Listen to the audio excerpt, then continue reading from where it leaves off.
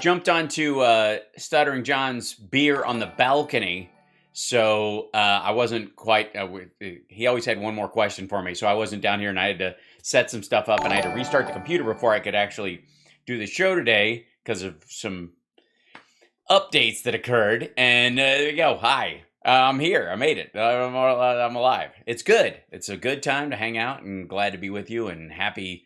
It's Tuesday, right? It is Tuesday. Tomorrow, I will be at the regular time on the show and a morning show as well. But I will also be flying to DC tomorrow night on a red eye. So I will be doing Thursday and Friday show and the radio show Saturday from our nation's capital. I don't know what the quality will be like. We will find out. It will be an adventure. But fingers crossed, it will be a good show. And then I will, I'm going to bring my 360 camera with me and post some 360 videos at some of the places that Summer and I go. Where in DC am I staying? In a hotel. That's all the information I'm giving. I don't know. Actually, Summer arranged for it because Summer and I, my girlfriend and I, were supposed to go to the inauguration in January, of course. And then, COVID and all that stuff. And so we decided, not to go for the safety of everyone around us and whatnot. And the issue was that we couldn't get a refund on our hotel. So all we could do was punt it. So we punted pretty much as far as we could. And it was, 9 months or something along those lines, pretty close, was the window. And there was no reason to go in October, early November. So since my birthday, is this weekend, I figured this, we figured this would be a good time to go, spend my birthday in DC, a policy wonk birthday, as it were. And so that's where we're headed. So it'll be good. And anyways, let's jump into the show because I feel like I've delayed things long enough. It's just wrong on so many fronts. I should have, I was on cat duty. Nope. Yeah, that sounded wrong.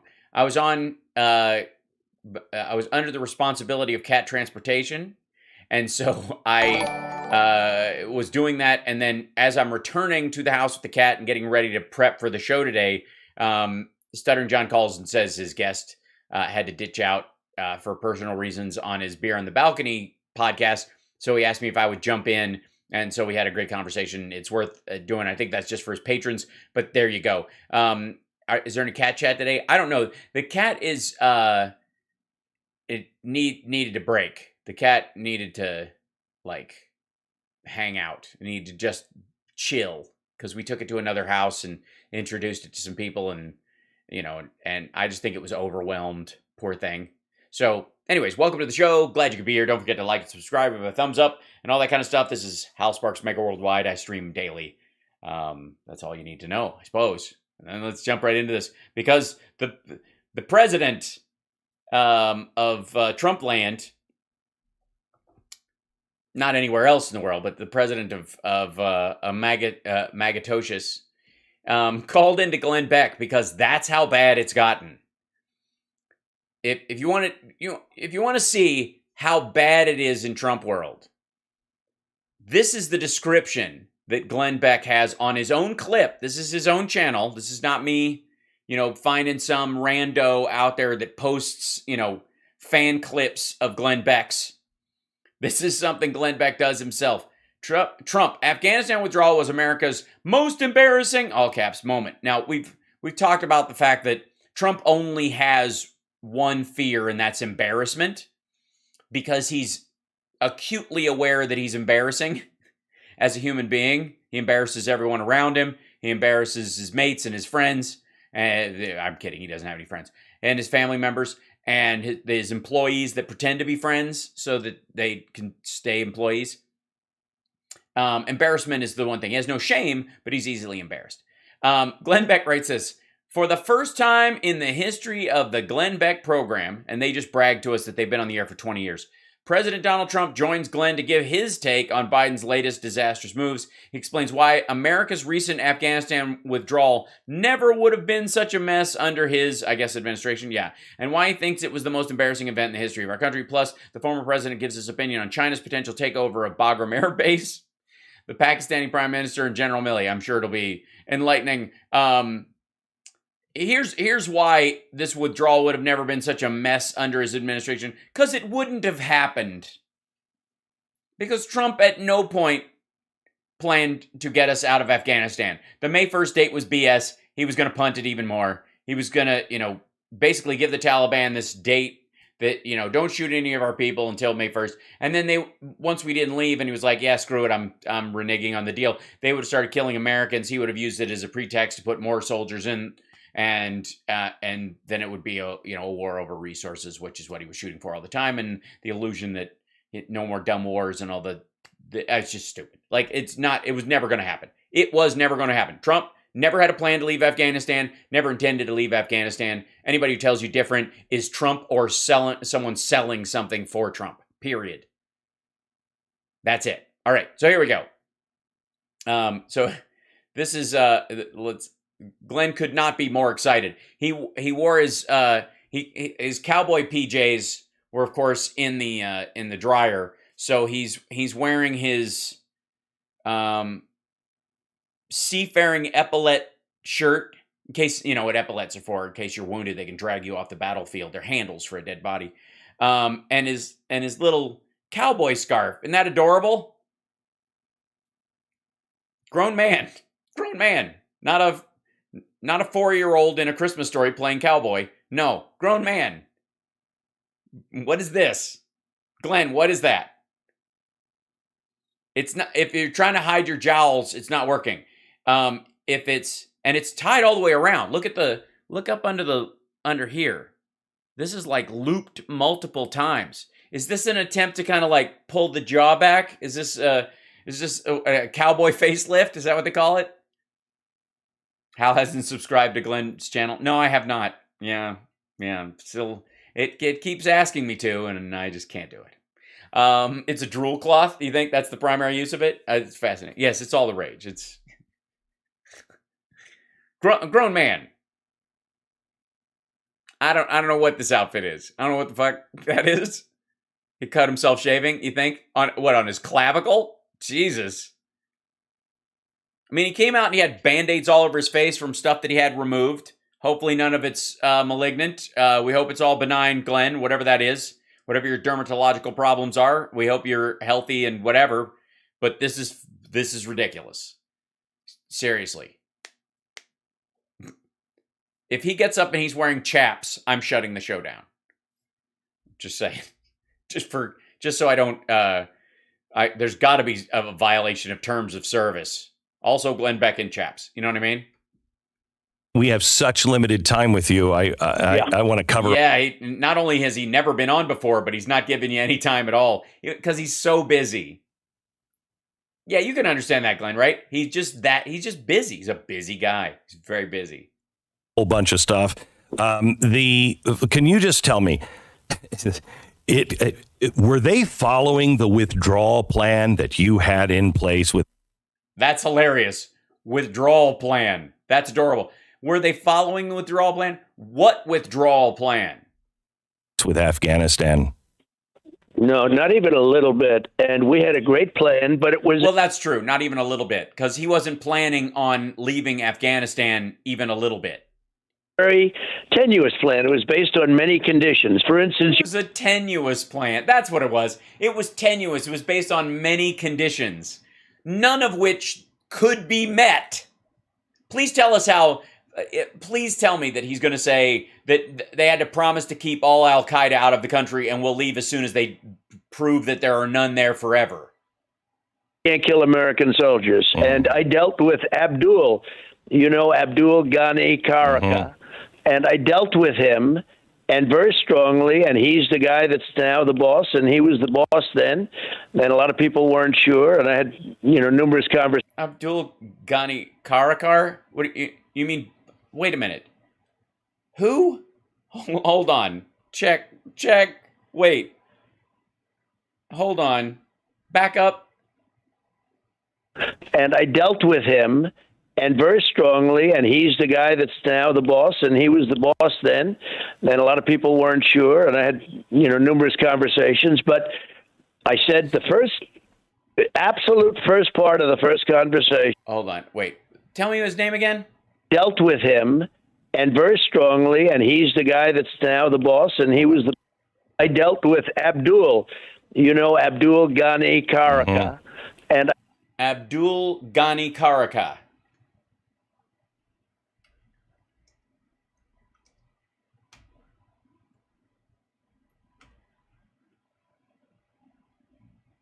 Hold on.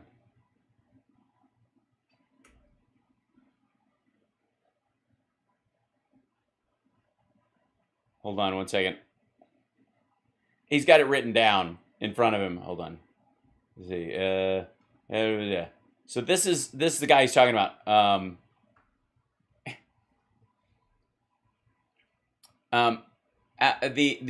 on. Abdul Ghani Karaka. This is how we're starting the whole thing off, right? Let's run that by me again. What was that? And I dealt with Abdul, Abdul Ghani Karaka. Yeah, and Abdul Ghani Baradar, you mean? What? This is the guy who's currently Abdul Ghani Baradar. Well, I mean, what's the difference? A B, a K. Oh my God, is this the day we find out that Trump joined the Better Business Bureau because he thought he was joining the Ku Klux Klan? Because he can't tell the difference between a K and a B.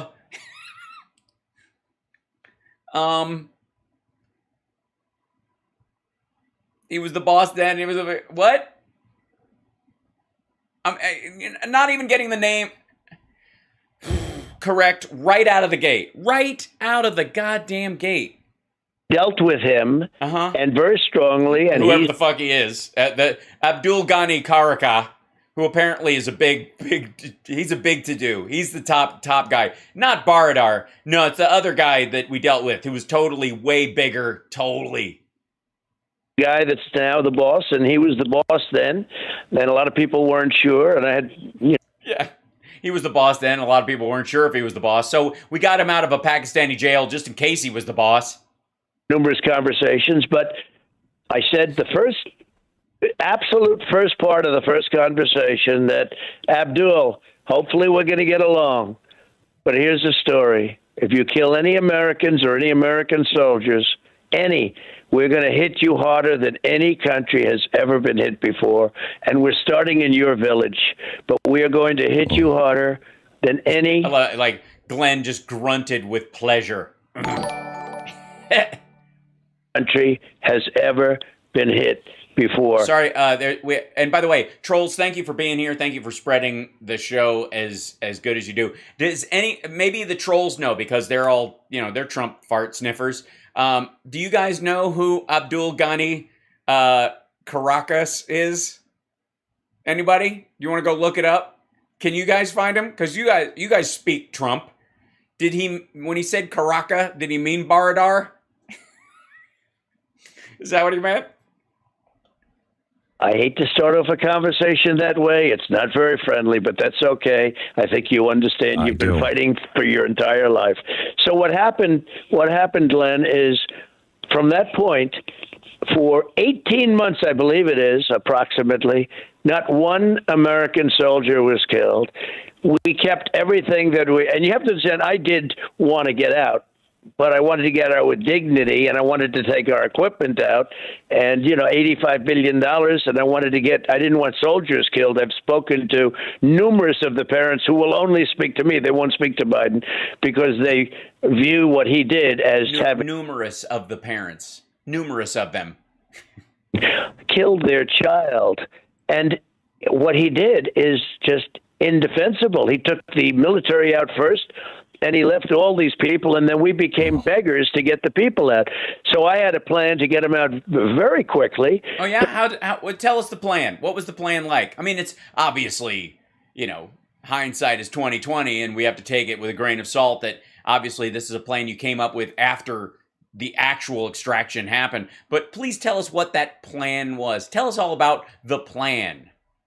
First, the Americans would go out. I say, go out, and you had a certain amount of time. If somebody wants to stay, we can't be responsible for them, but not too many people would have stayed. Go out. We were going to keep Bagram open. We were never going to close that because, frankly, So we were never going to leave. We were always going to have a military base in Afghanistan. We were always going to secure it, use it, and fight from it, whether or not no matter what went down in the country. But that's getting out. We were going to get out, except have a giant military base.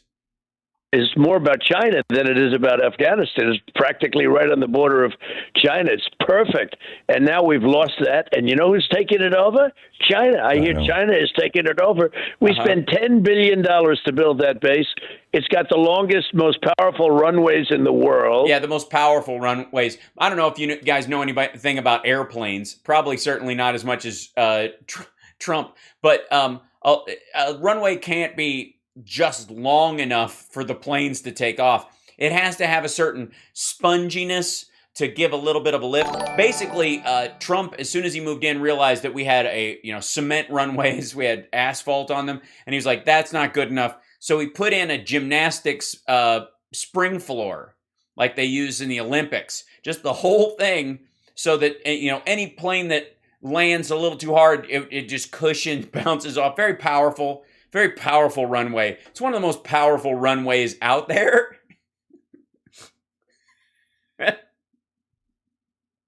And China is now got its representatives. It looks like they're going to take it over. Yeah. Glenn, it's not even believable what's happened. The way we got out. Thank you, Gonzo. 60 troops died under Trump. 64, actually. 127 all over the world. He only went to 4 of the dignified transfers. He stopped going after a parent got mad at him. Banning the Kurds put us on guard duty for Saudi oil tankers that Iran just blew up. Trump was a doofus. Hi. So they have Apache helicopters. These are really expensive weapons, and really they have 28. I know. They're very expensive. Now, granted, they all had thermite grenades thrown in them, or they had strategic nuts and bolts taken out of them so that they would crash if you tried to fly them. But yeah. And they're brand new. They're the latest model. They have, other obviously planes. Yeah, they got leather bucket seats, auto drive. They're basically the Tesla of Apaches. Even say this, and you're a man. The reason you're great is because you're such common sense. Okay, it's about. Yeah, you're great because you're such common sense. Words in an order that are complementary, and yet 80% common sense. Let's face it. And why wouldn't they bring pilots in to fly out the planes or the helicopters? Because it would endanger their lives, and the pilots are worth more than the actual aircraft, and the aircraft were supposed to be there for the Afghan military to use. So we're going to take them out. And we left leaving those for the Afghan military. They just didn't use them. So on the way out of the airport, for example, we destroyed them. But the ones at the other bases that they actually claimed were for the Afghan military. We weren't going to gut the Afghan military before we left. Kind of counterintuitive. It would have taken an hour. Even if you land them in Pakistan, land them in any country. You get 10 just countries. Leave them there. You can land them in and get them out of there. Because there's no Taliban in Pakistan. Just leave them in Pakistan. Hold on one second, if I may.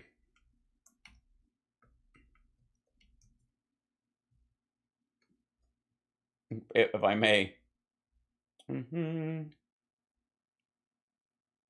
Let's see.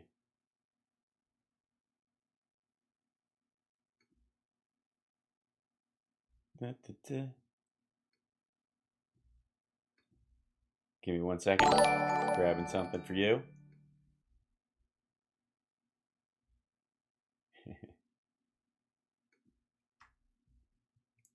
There's a CFR's take on it or whatever. Pakistan's support for the Taliban. What to know? Why did Pakistan officials cheer the Taliban takeover of Afghanistan?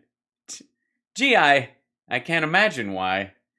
It's important to note Pakistan's government and military are not monolithic institutions, but rather groups with competing interests. With that in mind, it is true that these groups are generally in favor of a Taliban victory. After the Taliban took over Kabul, Pakistani Prime Minister Imran Khan declared that the Taliban were breaking the chains of slavery.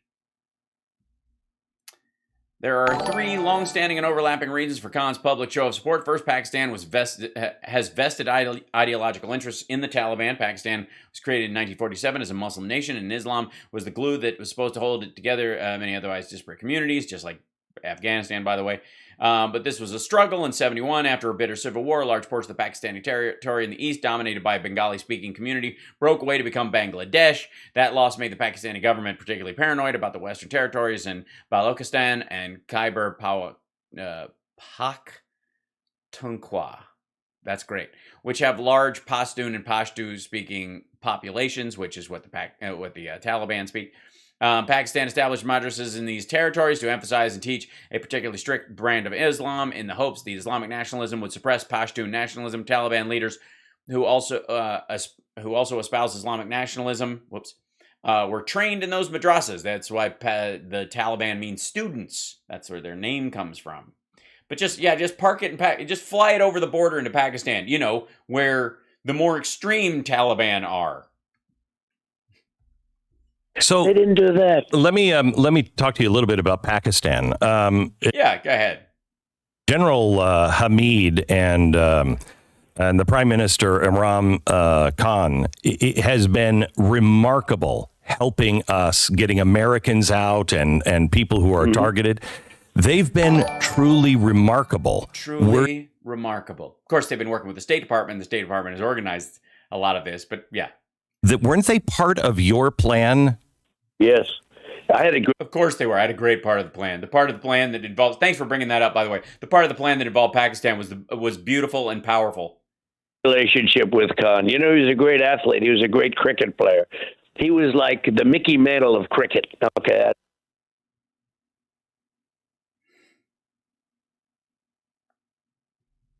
You know that, but he was a great athlete. I guess, that's how he was famous in the country, and he became prime minister.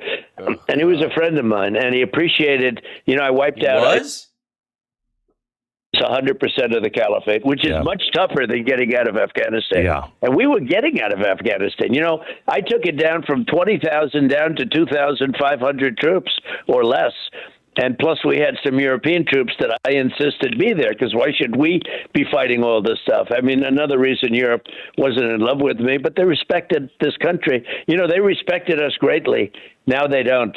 They're laughing. No, they don't? No, is that why Australia and the UK and the United States have formed a nuclear submarine alliance? France is pissed because they lost the contract. I understand. It's like we're fools. And we are. The way he got out of Afghanistan was, in my opinion, and your opinion too, I think it was the most embarrassing event in the history of our country. By the way, that's his... He thinks that's the big slam, just so you know. He thinks that's the hit. This is the most embarrassing thing that's ever happened. Embarrassment.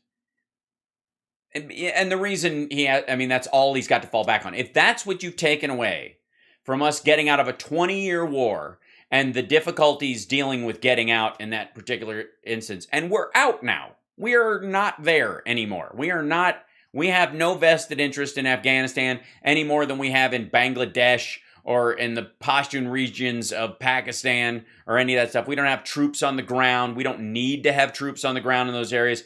The EU member countries don't necessarily have to be there either. All of them, if they wanted to, could put 2,500 soldiers in there, shore it up the same way we did. It's not human-to-human difficulty. It's not like our guys in particular are strategically more on the ball than their high-level military guys in regard to what plan you might or might not have in Afghanistan. They just choose not to because we were doing it for them. It tells me something about the American soul, that it is still wide awake and still open, because I think people saw that and saw that was the most dishonorable thing we've ever done. It was That was the most dishonorable thing we've ever done.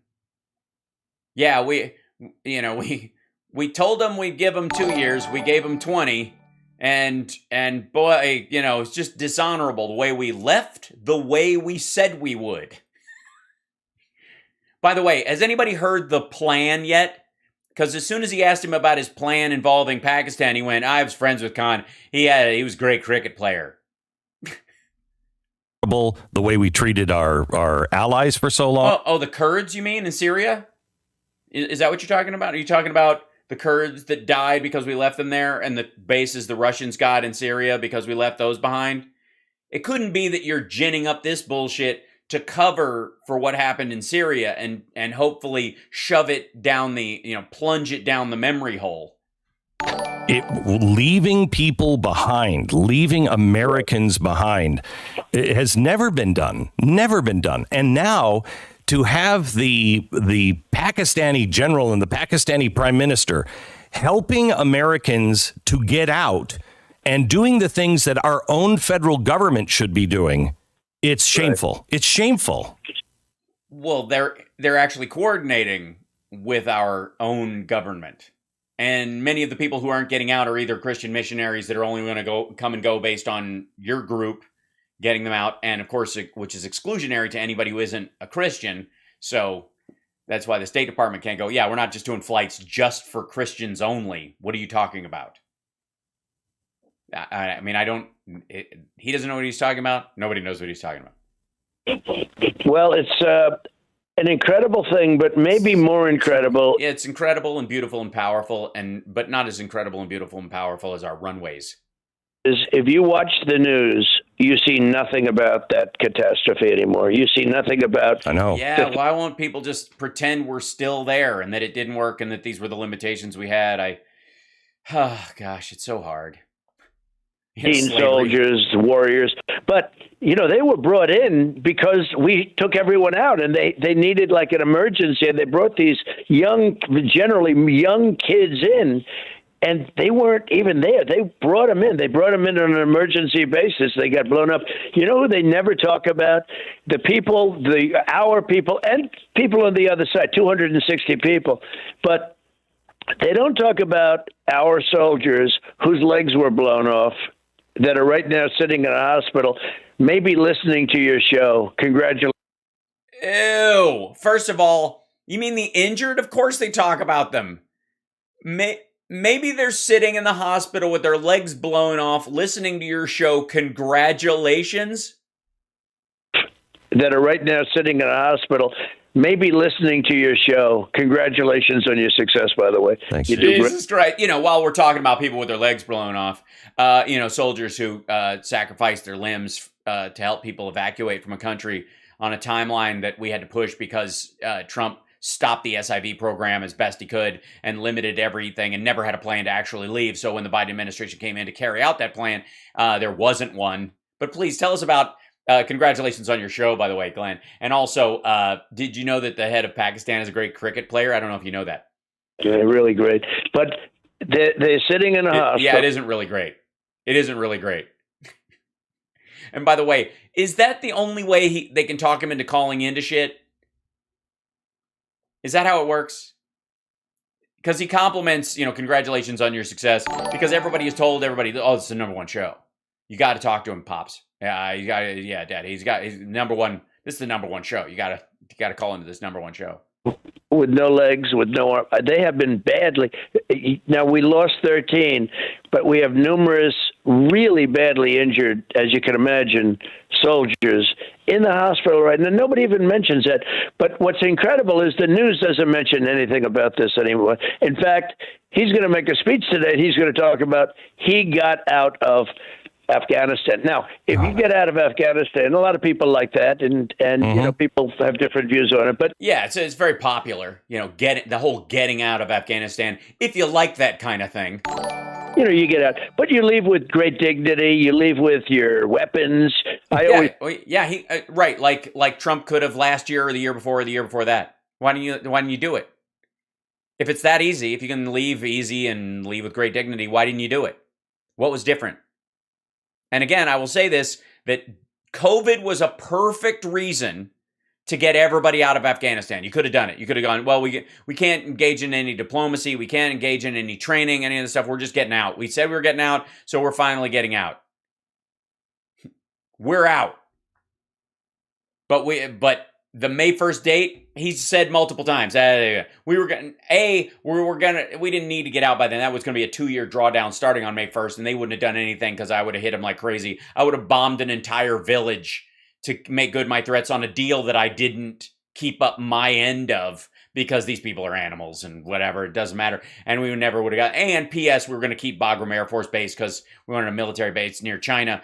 Now, obviously, we could have had an Australian, U.S., UK alliance for nuclear-powered submarines to, protect the, Sino-Pacific region and the South China Seas areas with, both our military and the Australian military and all that kind of stuff to kind of push back on China where they're doing expansionism. But why would you do that when you can grab some dirt they don't give a crap about on the other side of the country? Knew that government was a fake government. We will give you another fake. And Ghani was, he was seen leaving with loads of cash. He had to leave some of it on the runway because it didn't fit into his helicopter and his plane. So he left tremendous amounts of cash. I always knew that guy was a crook. I mean, I didn't do anything about it. I always knew he was a crook. I always knew Ghani couldn't be trusted. And the minute we left, the whole thing would collapse. So that's why I never left. That's why I never had a plan to leave. That's why we're never going to leave. We'd have just stayed forever. I mean, the only way we can stop somebody like Ghani is by staying forever. Jesus. On the runway, which nobody talks about. And I would criticize him for years. I used to criticize him because I heard certain things and I believed they were true. And now it turned out to be true. And the soldiers, they're great fighters, but they were fighting for a paycheck. They were among the highest paid soldiers, the Afghans, because we were paying $6 billion to the soldiers to fight. So they weren't really they were getting a paycheck. That's why. By the way, Ghani's a failure. He was always going to leave. He was a crook, and Trump knew it forever. Also, they knew the soldiers were mercenaries. They were only fighting because they were paying, and as soon as the money dried up, they were going to stop fighting. So why do we stay another day? Why ever? If that's the circumstance, if he's claiming he knew this all along, and this was true all along, and nothing fucking changed. Nothing changed. In the last decade, nothing has changed in terms of the government, in terms of the military there. If that's true, if he believes that, then why didn't he get out in 2017, as soon as he got in office? He saw it. I know how to fix it. Only I can fix it. I bring in the people. We have stupid people running things. I'll bring my people in and we'll fix everything. Why didn't he in 2017? Why not? How about 2018? Maybe he just needed a year to get a grip on the whole thing. What about 2019? How about then? Anytime in 2019, he could have gone, holy shit, same as last year.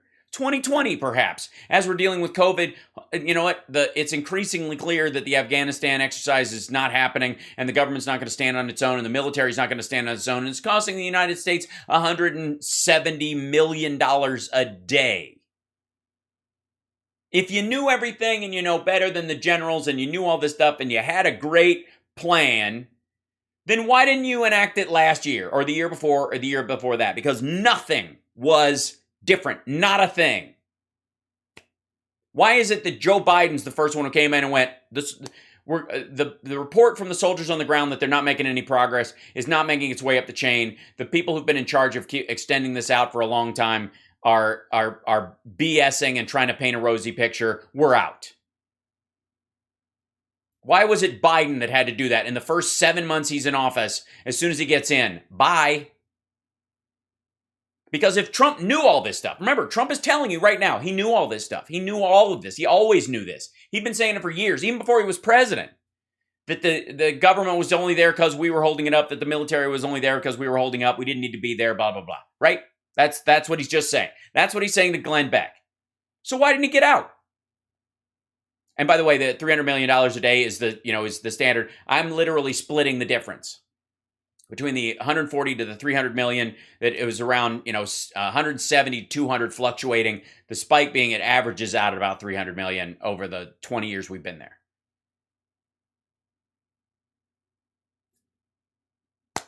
Why? Why didn't he get out? Why couldn't he have gotten out last year or the year before? He knew more than the generals. He told us that. He knew more than the generals. He knows more about ICE than the generals. He knew more about all of this than the generals. He knew Ghani was a crook. He knew the military was only just mercenaries. Why? Because everybody also told him that the minute we get out, it is going to collapse. It's going to look like shit. A lot of people are going to die. And it's going to be hard for us to get our people out. And some of our people might die in the process. And he was like, okay, well then pass. I'll punt. collapse so fast. And I always said, as soon as we leave, within minutes, that thing is going to collapse, or before. Or before. Wait, what? What was that? Sorry, what was that, dummy? And I always said, as soon as we leave, within minutes, that thing is going to collapse, or before. And I said, Ghani will be out right before us. Ghani had a lot of political power in the United States. By the way, he's just, saying I always knew what was going to happen by watching what was happening. Like, because he saw it. He knows everything. I always knew it was going to end like this. Well, then why didn't you end it sooner? Why would you spend another fucking dime? Explain yourself. And by the way, still no plan. No explanation of the plan. You were going to involve Pakistan, right? I totally was going to involve Pakistan. You know he's a great cricket player, right? This is so, like... And by the way, Glenn Beck is jumping through his cowboy shirt to talk to Donald Trump. Oh my God. What a cutting-edge conversation. That's the only thing kept him in office. But so I knew that. So therefore, I want to take back the equipment because they're not going to use it because they're going to leave. And that's what happened. They left. We could have had the soldiers saved, our people out, everything beautiful. Yeah, everything beautiful. It all would have worked. We could have done it. All right, when? October last year? August? You don't think that would have helped your election chances? If you really believe this, if you really thought this shit, what was the difference between October of last year and fucking May 1st? Total bullshit. Absolutely. This is run-of-the-mill, end-of-the-bar drunk, rambly bullshit from a Glory Days asshole. Glory Days! Remember I had a great idea. Remember my great idea? Been out in the same period of time. It's really, you're not talking about a different period of time or much of a different, maybe you take an extra couple of months, but you're talking about... you mean the extra couple of months that Biden added to this so that we could get the special immigrant visa folks out as best we could? Now, I would have started, in fact, I had a May 1st date, but they didn't meet the conditions. So we knocked the hell out of it. We bombed them. They were never going anywhere near me. Never anywhere near me. And he understood. Remember, they would never... Just for the record, once again, this is like the 5th time we've heard Trump talk about this since we left Afghanistan, that the May 1st date was bullshit. Never had an intention to live up to his side of the bargain. They only said, well, we won't kill people if you leave by May 1st. And this is the 5th time in an interview he has said, the May 1st date, we didn't have to really live. We could have stayed there as long as we wanted because we would have hit them like so hard. It would have been beautiful and powerful and powerful and beautiful. He was never going to fucking leave. Stop it. Stop pretending Trump had this plan. And if Glenn Beck can explain after this clip is over what the fucking plan was... honestly, I wish it was a call-in show where I could go like, Glenn, explain to me what Trump's plan was to get out. Get the people out, then the military? Oh, so the government collapses before the military stays in, and then we're not leaving anyways because we're keeping Bagram Air Force Base, which we don't need. It would ever have been hit so hard as if they killed Americans. Right. And think of it, in Chicago, that 1,000 people. What's happening in Chicago is so bad with these Democrats, and New York is having a tremendous problem with crime. Crime. In Afghanistan, we didn't lose one soldier. Hang on just a second. Let me go to. Hold on 1 second. I know you're getting distracted on shit that is completely unrelated. Why can't we strafe bomb Chicago and New York? Let me go to crime and some things that are happening here. Let me take 10 seconds for station ID. Back with just a few more minutes with President Trump. President Trump, I would... Former President Trump. Former. Love to have you on when you have a little more time. There are so many things that are going on that need... Glenn, spit it out. What you're trying to say is we need your take on things and you're so insightful, but your own brain is not letting you form the sentence. We need to, your keen, I'm sorry, I can't, every time I try to say that you know something, I get this weird acid reflux. I can't. Explanation and need some common sense here. Can I ask you? Yeah, some common sense. Cricket scores, shit like that. The book is out today about General Milley. Right. Yeah, the book's about General Milley. It's about Trump losing his fucking mind after he lost the election. The failure from Lloyd Austin and General Milley is historic. But now we find out also that General Milley possibly was undermining you with China while you were... No, he wasn't. I mean, this is like the stupidest argument. If we're in a nuclear Cold War with any country, and we know that there's mutually assured destruction, our generals and our politicians have a constant back channel to them to ratchet down tensions. And there was a concern that China might attack because they thought we were on our heels. And there was a concern from China that we might attack because Trump was losing his fucking mind, or that the Russians might actually use the fact that we were worried about China or China was worried about us to stage some sort of bullshit attack that would make China think we attacked them, or that or make us think that China attacked us. And that was what they were worried about. It's in the goddamn book. Now, I know Glenn Beck hasn't written that book because he's still reading his ABCs, apparently, as his mom dresses him to go off to camp. You were president. You said, and I thought it was very gracious of you to say, I don't believe it. I'll believe it when I see it. Do you believe it yet? So I learned early on that he was a dope. I learned that when we walked to the church that was smoldering from the rioters. That's what they were. Remember, it was smoldering. The church wasn't smoldering. It was still smoldering. We walked to the church. I learned he was a dope early on. Why? Because he didn't want to accompany you on a photo op where it was perceived you were brooming citizens out of the way who were protesting against your actions. That's why he was a dope. Anarchists that tried to burn it down, that they tried to say were wonderful. P.S. # the best people. Protesters, friendly protesters. As I'm walking, you see flame, you see smoke. I mean, literally a day or two before they tried to burn down the church, which was built along. Glenn is embarrassed by his waddle. Is that why he's wearing the scarf, is to hide his neck waddle? He's got a neck version of a Hi Betty. With the White House. I mean, at the same time, very, very important institution, everything. And it's a church. So yeah, it's a church, important institutions. Church stuff happens there. I don't go to that because what kind of an asshole asks God for forgiveness? What have I got to ask God for forgiveness for? I mean, Almighty God, blah, blah, blah. But, what, have you ever prayed? No, why would I pray? Quite make it, but it was minutes from burning down. All right.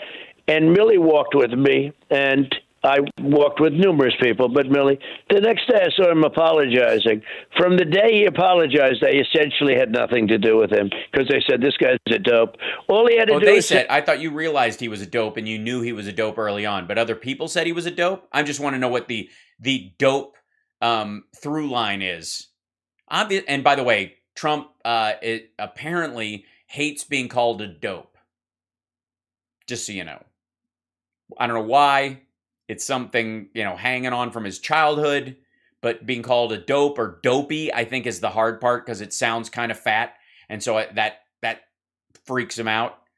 But that's been a running thing. It's my great honor to walk. Wait, Hal, I'm glad you... love that you said Trump is an asshole. Can you please say it again? Yes, Trump is an asshole. He's a grown man who's high on his own supply. With the president or the presidency. Talk about, not me, talk about the presidency. And there were other things. He made a statement to me, and I guarantee you that's what happened to Biden. He said to me, because I said, we're getting out of Afghanistan. We have to do it. Blah, blah, blah. I said, bop, bop, bop. That's the plan, by the way, in case you want to know what the Afghan plan was. We're getting out. Bop, bop, bop. Every nail, I want every screw, I want every bolt, I want every plane, I want every tank, but I want it down to the nail, screws, bolts. I want the tents, those big, beautiful tents that house the planes. I never saw tents as great as that. They're like... Tents? You mean Quonset huts? We don't put our planes in tents. What the fuck is he talking about? Hangars. I said I want all of them deconstructed. Oh, a hangar, so therefore a hangar is a tent. Oh, God. I want every single thing. And he said, sir... it's cheaper to leave it than it is to bring it. I said, wait a minute, let me ask you a question, because I'm a construction guy, so I understand this stuff better than anybody. Totally. Yeah, that's why you can tell the difference between a tent and a hangar.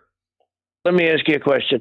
You think if you have an airplane there and you're going to leave the airplane instead of putting a tank of gas in, and the airplane might have cost $40 million, $50 million. We got really good stuff, or the Apache helicopters. I said, you mean some brand new, by the way? No, the new ones left. The older ones we gave to the Afghans were disabled or demilitarized. And millions of dollars. So you think it's cheaper to leave it where it is than have 200 pilots fly over and fly all the equipment out? Do you think it's cheaper? Yeah, that's how it works. You just fly the pilots in. Nobody's going to fire on them, and you're not going to have to, fly helicopters out of northern and central Afghanistan over tribal areas where people will just fire at them for fuck's sake, and to where into Pakistan over the region. Let's fly just helicopter after as the evacuation of helicopters. Just even if you miss the first one, Taliban, you can hit the next one. Sir, it's cheaper to leave it than it is. I said, I got to tell you, I think you got to be nuts. I mean, give me a tank of gas and a pilot, and I just picked up $40 million, a $40 million airplane. All right, but he was. It's funny that I thought the time was short on Trump. He seems comfortable just yammering like this, Glenn. You're the one giving him outro music. That's strange. Now, I don't suppose it occurred to you that those pilots will be in mortal danger while they're doing this as the Taliban moves across the country, and the Afghan military, which was supposed to lay cover for us and protect their own system of government over there, will be without any means to do so. It was amazing. So I learned early that this guy's a dope. But what he did do is he hurt our country, and he hurt us on trade because I was making trade deals. He hurt our country. Sorry, you're rambling again, sir, and that's the playoff music. Just take your statue, take your participation ribbon, and please go off into telephone heaven. And he shouldn't have been allowed to do it, and bad things should happen to him. Mr. President. And bad things should happen to him. Is a privilege to have you on. You could stay for more. I know you have a busy schedule, but we'd like to have you back. He's got a busy schedule. He's got to go and eat all the ketchup at the omelet bar in one sitting. On again. Thank you so much, President Donald Trump. That's. Hold on. Did he say bye? Thank you very much, Glenn. Thank you very much, Glenn. I don't know. I think that was Glenn letting him go. Unless they gave a hard out and they said, his assistant, meaning Eric, said, you got to get out of here. Yeah, you got to get him out by this point or whatever. Because if he doesn't play 2 rounds of golf by the weekend, he'll be on the roof again, shouting for Mike Lindell to come cradle his nuts. It's so embarrassing. Oh my God. All right. So hopping ahead. This is the Republicans dealing with the current state of affairs, and we haven't had a Kudlow moment in quite a while. It's nice to have a potato alcohol related drunk on at any given time. Oh, we'll get to Lindell. We have some of him coming up. It's adorable. Don't worry. Oh, man. So jump in here. This is Rep Van Drew on Biden's Bizarre America. I literally feel like I'm living in the Matrix. Someone has apparently seen the ad for the Matrix come up, and then it's just reinvigorated their desire to Welcome back. President Biden set to give his first speech to the Bartiromo. United Nations General Assembly later today. The speech comes amid a series of foreign policy misfires for the president, including the botched withdrawal out of Afghanistan. We are out of Afghanistan, by the way. Did anybody remember a botched withdrawal is better than no withdrawal at all? Tensions with key ally France following the controversial deal to give Australia nuclear-powered submarines. And, of course, as we've been by the way, is that part of the botched deal? Hold on. Following the controversial deal to give Australia nuclear-powered submarines. And, of course... The controversial deal? I'm sorry, controversial with whom? France? Is Fox now taking back? Is Fox issuing an apology for freedom fries? Is that what's happening? Been talking about this morning, the wide open borders that McJet in the chat says Trump should have withdrawn from Afghanistan. I agree. He had every ability to do so. There were no changes that occurred year over year between now and 3 years ago. Nothing whatsoever. Trump could have gotten out of Afghanistan.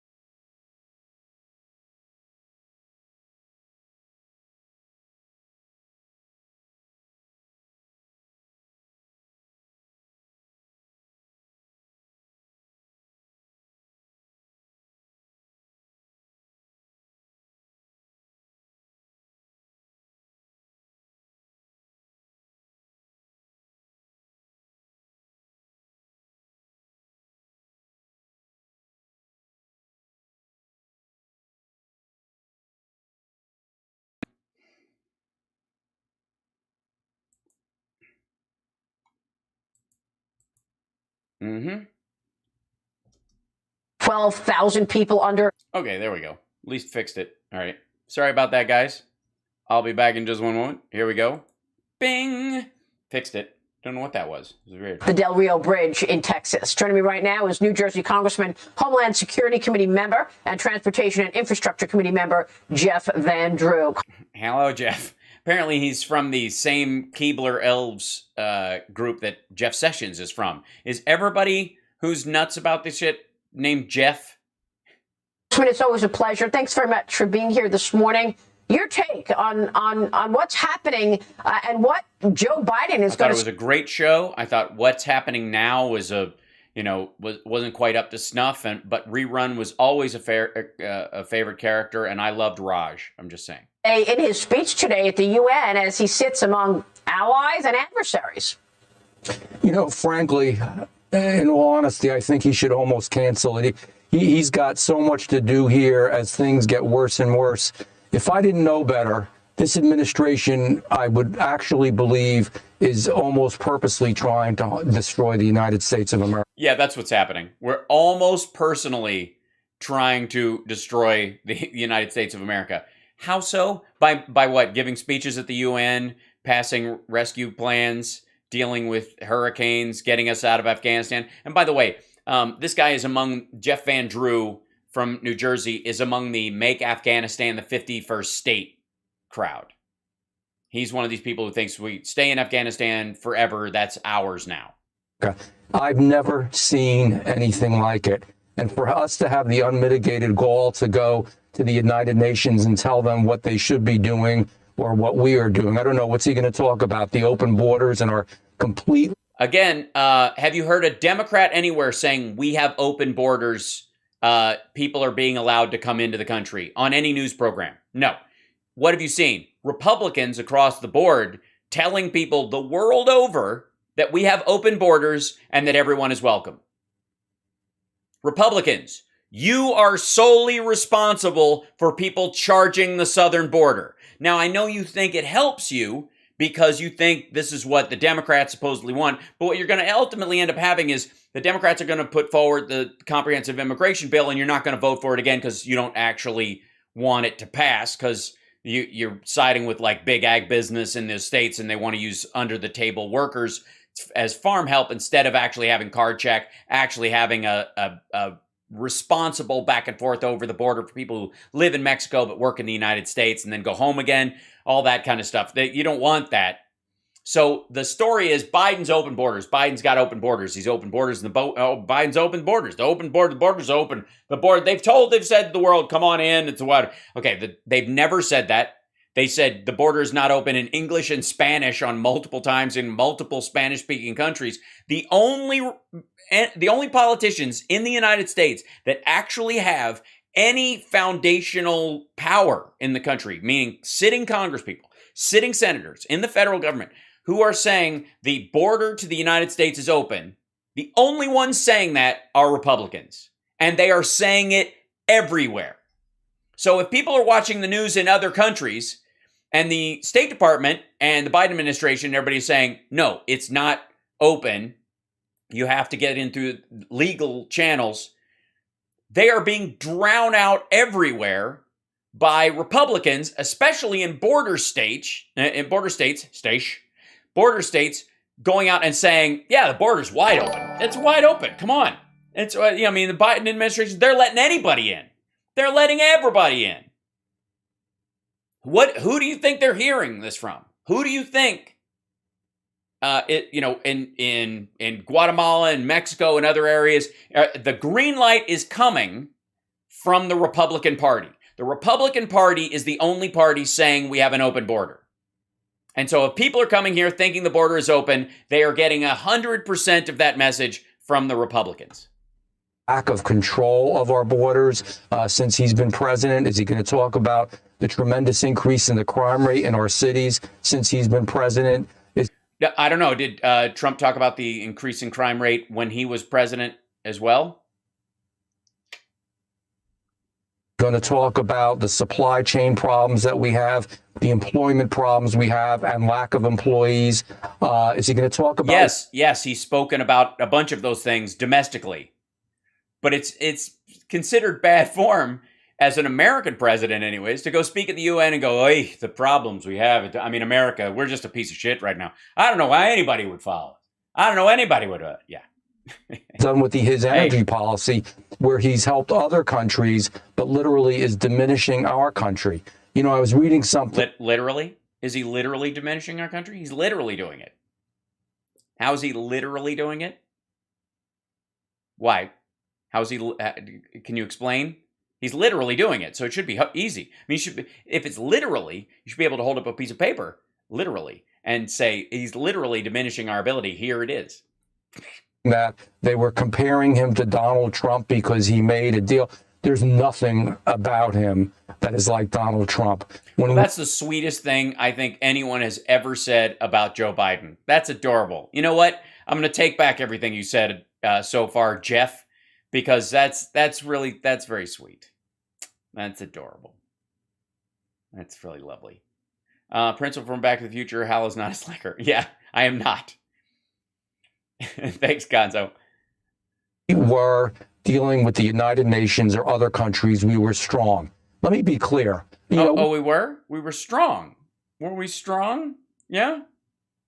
How were we strong? We were still in Afghanistan. We weren't getting out. Yeah. We didn't have a united group between the U.S. and Australia to push back against China with nuclear-powered subs. We didn't have that. Why not? We wouldn't want to piss off France. Must get along and work with other nations, but the United States is our responsibility as elected officials. This is the greatest country that ever was in the world. Well, apparently not. According to you, it's a piece of shit. Apparently, Biden should just go in there and go, yeah, we're falling apart. There's nothing left. I don't know even how you deal. And to think that we're allowing Russia to build pipelines, but we're not, that we're... Oh, you mean Canadian shale oil pipelines, asshole? Do we have to look at the map again? Do you think he knows? I mean, he's a New Jersey politician. He has to know how many let's see. How many pipelines in the U.S.?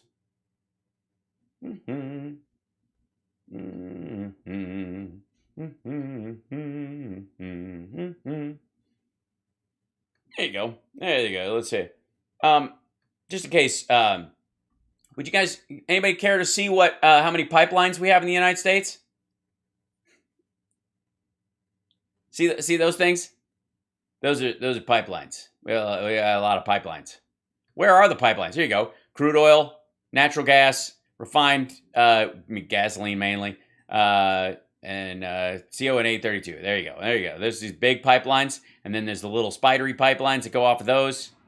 Map of U.S. interstate and intrastate natural gas pipelines. That's just natural gas pipelines in the United States. I'm sorry, we can't have a pipeline. Biden won't let us have a pipeline. Biden stopped us from having a pipeline. It's a Canadian pipeline bringing Canadian shale oil to market, which would compete with American oil, I guess. But, all these people, there's no jobs in the pipeline industry. For the pipeline, there's no pipelines in the United States. Why can't America have a pipeline? Why aren't there more pipelines? Obviously, we need some further out in the deserts between, I don't know where the fuck, in Nevada and Northern California, I suppose. But why would you do that, Joe Biden? Why would this is the, by the way, this is a big lefty think tank. Where are the pipelines? These are liquid pipelines, natural gas pipelines. This is the American Petroleum Institute's website, just in case you think I went to some sort of weird, lefty website. There you go.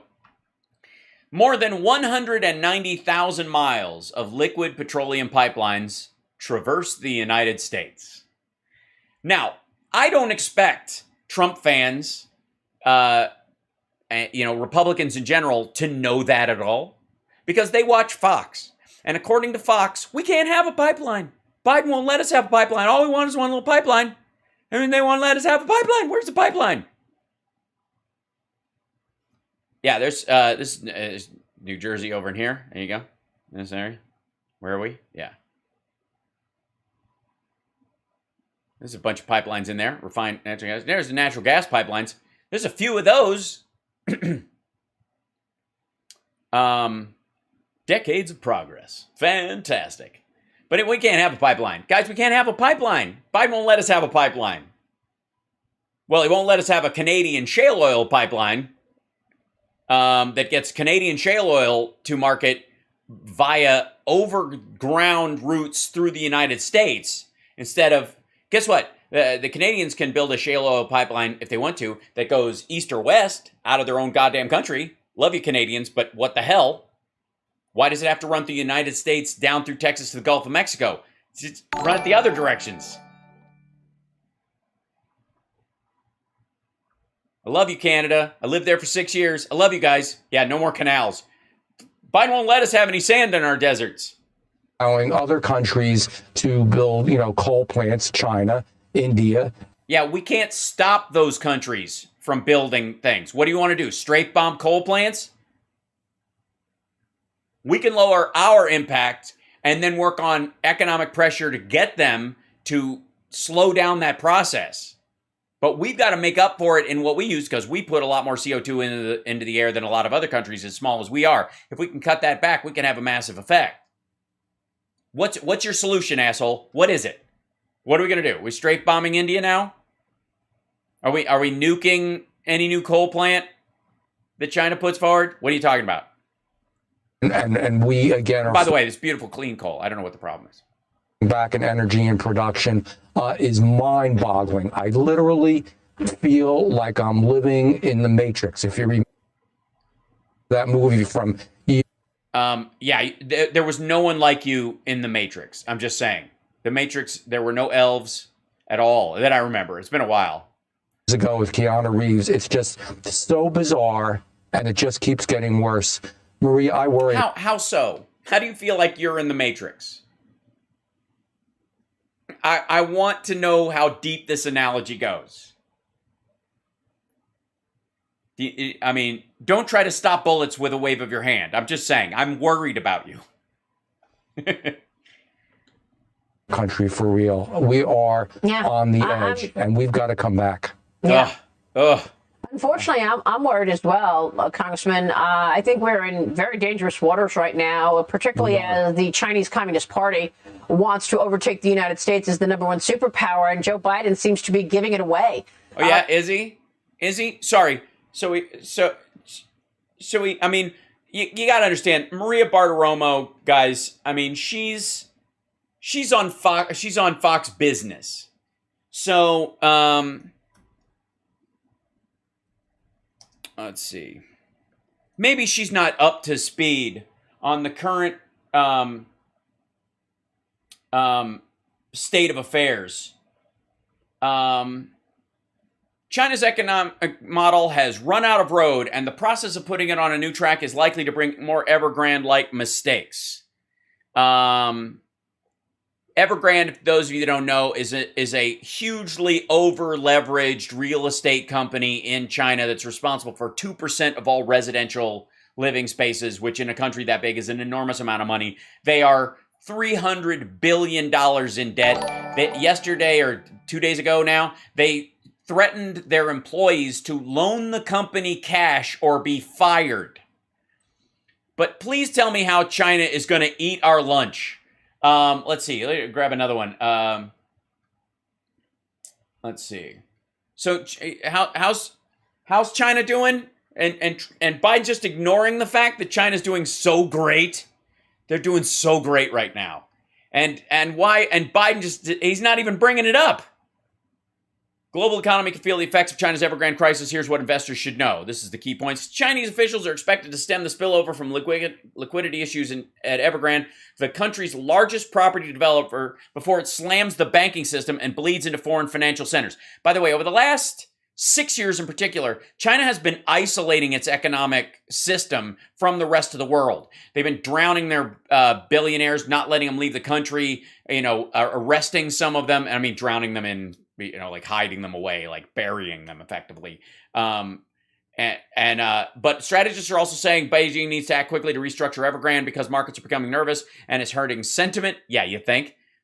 The problems at the property developer could damage China's economy and from there also dent the world economy. Again, dent the world economy. Why? Because there's a bunch of Chinese millionaires and billionaires who have hidden their money away from the Chinese government by putting it into the American stock market and other places. And if Evergrande takes a giant shit, which is where all their legit money is, they're going to have to sell their stocks and their holdings and their equity shares and whatever to get money just to live on, because it's going to collapse. And people fear that money being taken out of the stock market, which is happening right now, which is why you've seen a lowering of it. That's effectively the first start of this bleed, okay?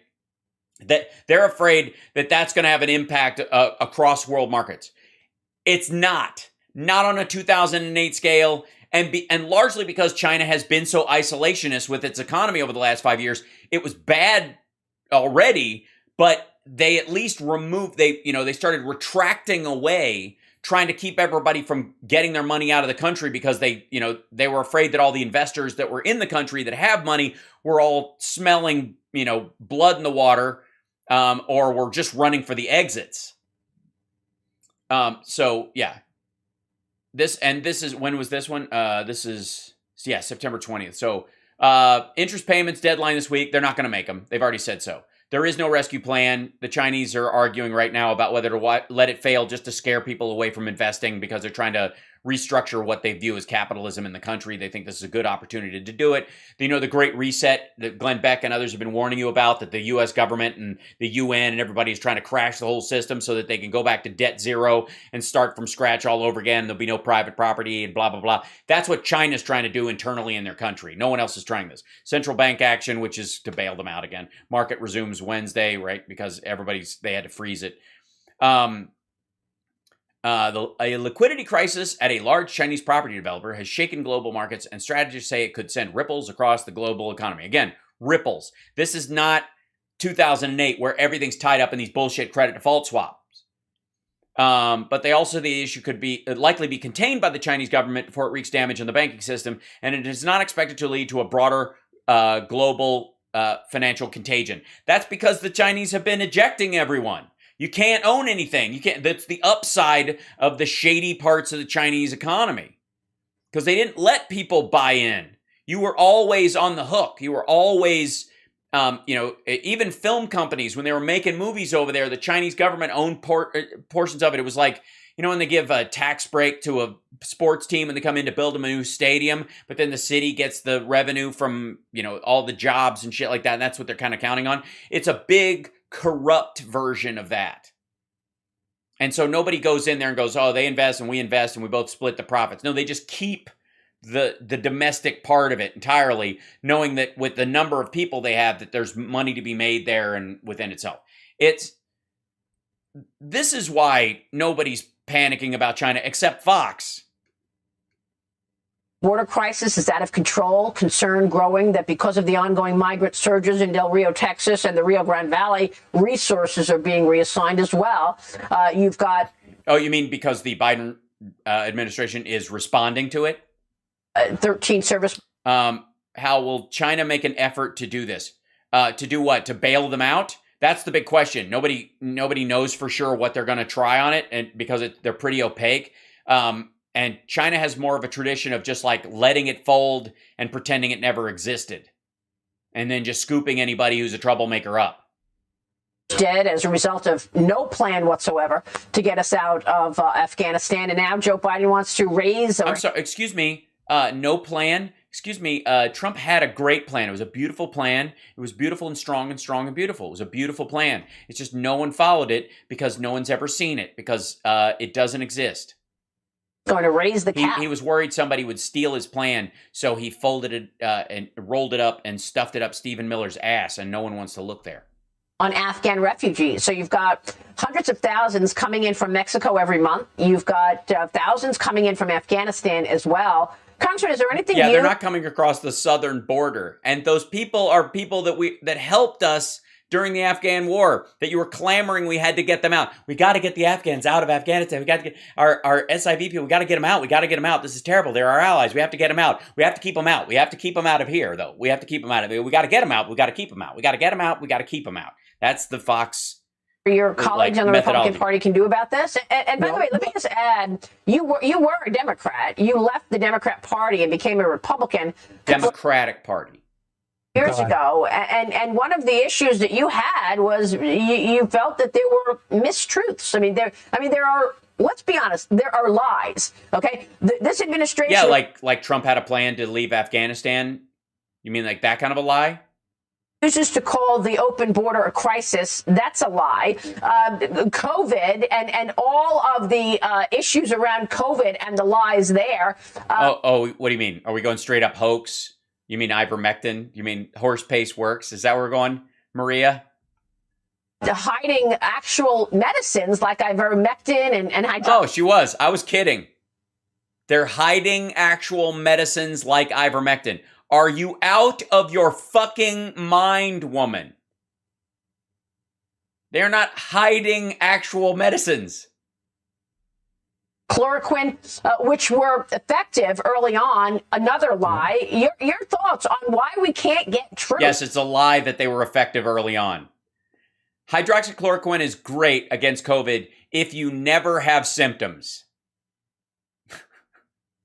Look at the Democrat So, Party. by the way, it's as effective as having coffee for breakfast on the day you never have to go to the hospital for COVID when you test positive, or having eggs. It's the same efficacy. Now jamming in the debt ceiling situation in the spending, trying to put it on Republicans. Again, it's just all games. What do you mean games? How is it? If they're the ones who aren't going to vote to raise it in this situation, then they have to explain why. Why is this a game? Yes, this is MAGA tears writ large. The reconciliation bill is going to be the largest spending bill in history, when we shouldn't be doing that at this point in time. No, we should, we need to starve the beast. The important thing is that we have a government that is small enough for Vladimir Putin to drown in a bathtub. And the actual truth is, it's a constant desire on their part, let's talk about COVID, to keep our eye off the ball, which is that our country is being diminished. And that's... Our country is being diminished by responding to COVID? we should be looking at. Explain to me. I'd like somebody to explain to me. I asked Mayorkas when he was in our committee last time. He's going to be there this week again. I said, how are things going at the border? And he said, just fine. And I said, I couldn't believe he was saying that to me. Is he looking at the same thing? It's like looking at your hand in front of your face and saying, yeah, but you're looking at the people crossing. You're not looking at the people staying.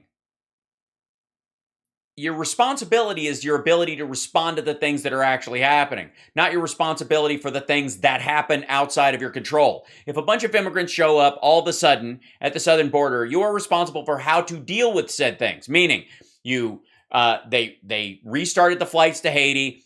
They organized with the Haitian government to have safe ways to drop people off that went. They have families that are being processed with small children, so they will go through an asylum process, or we'll have some sort of NGO sponsor, or those kind of things, which we do normally in these circumstances. There's less than 10,000 of them. They spread them out. They took them from Del Rio. They flew them to other locations where it wasn't all jammed up. They separated the families traveling together from the individual males. And they expelled almost everyone. They just said, no, you can't come in. Just because you're here doesn't mean you get to come in.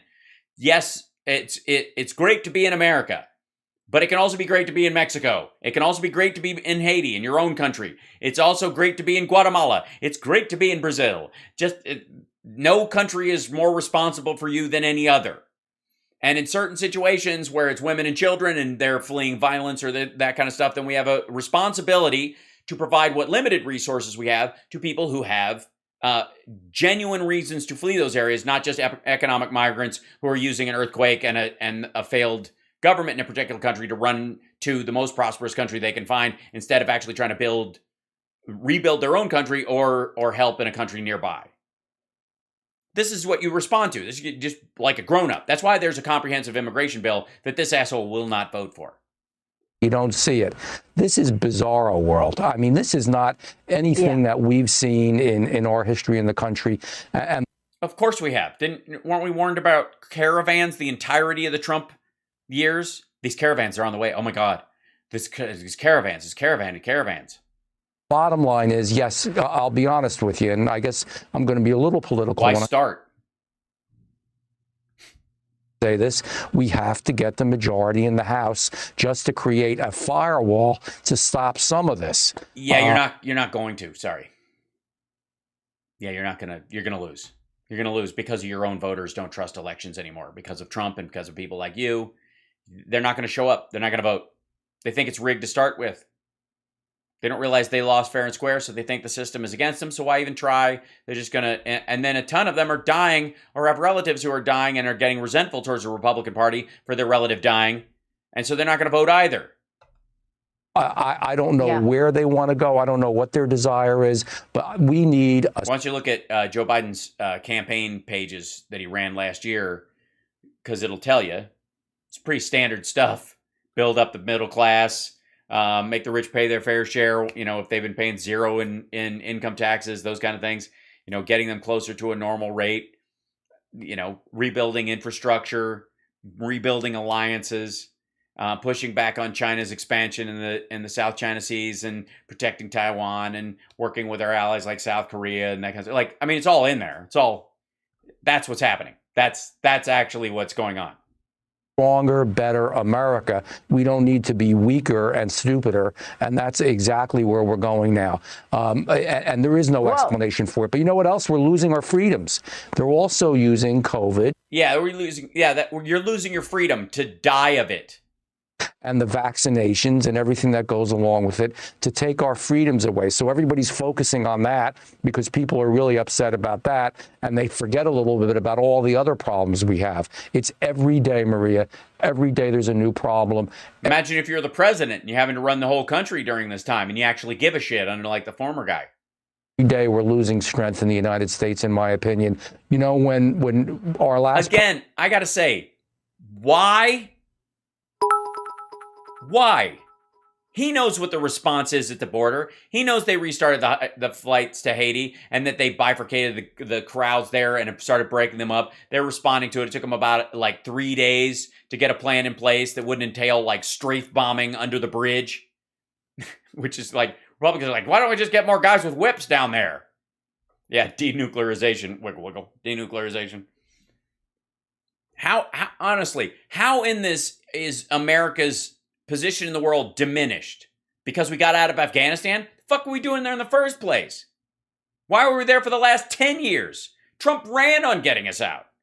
So we finally get out and that's diminished us in the world? Hold on. Somebody, wait, we're scrolling through. And how about with dishing out the best laughter? No. Oh, thanks, Leroy. I try.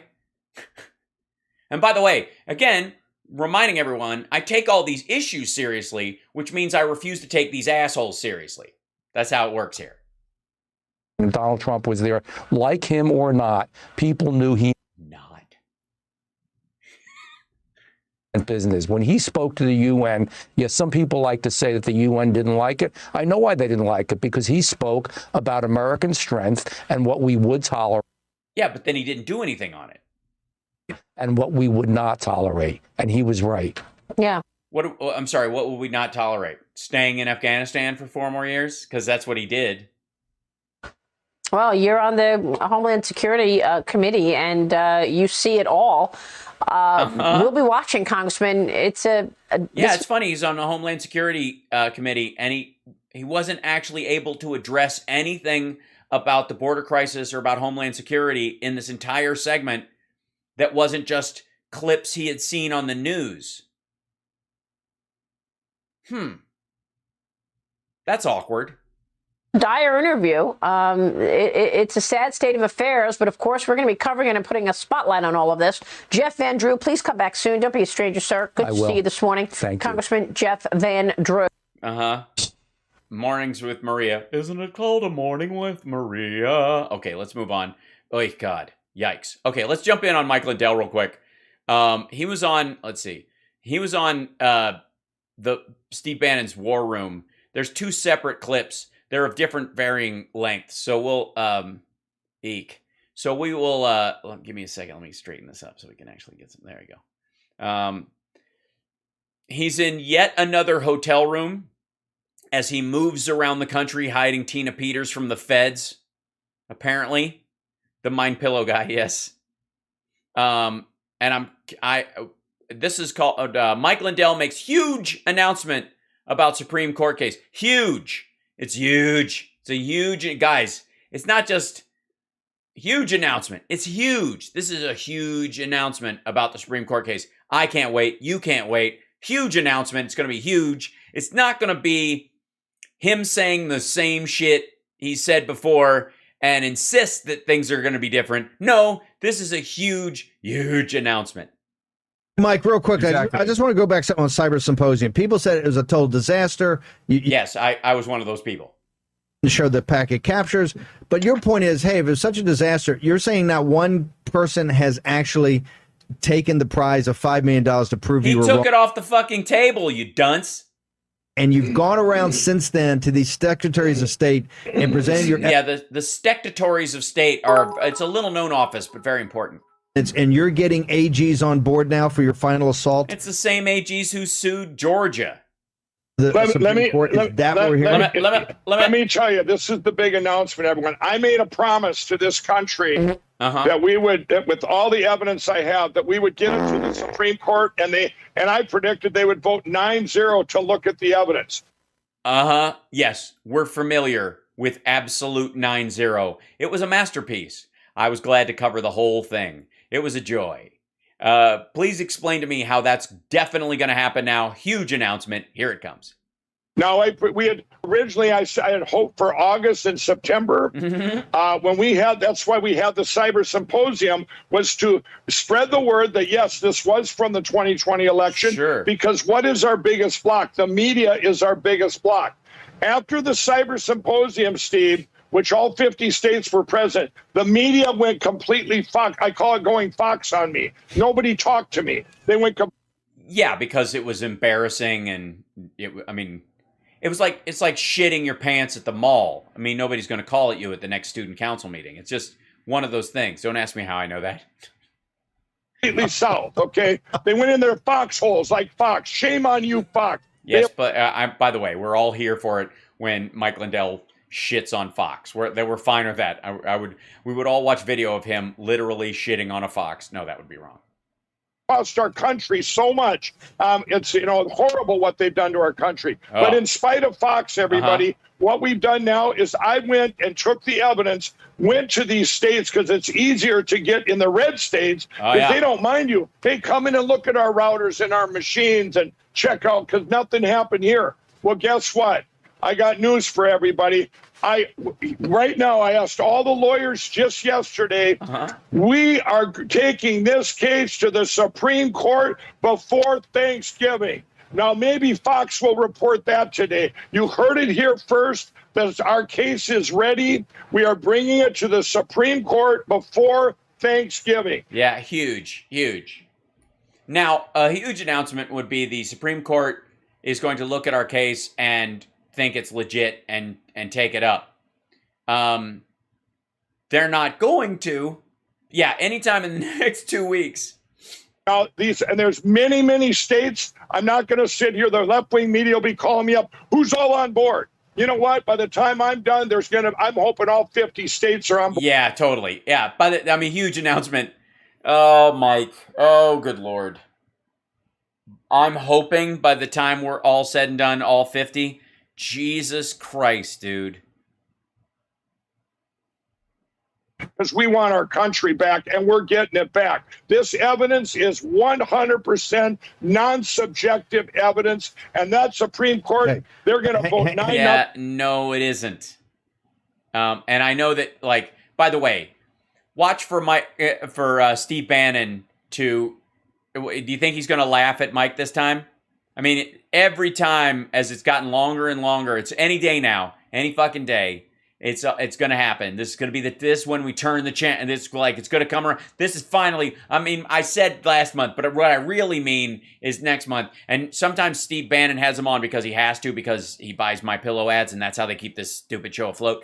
And Steve Bannon will laugh at Mike Lindell to his face on this show. He's done it live with him in the room.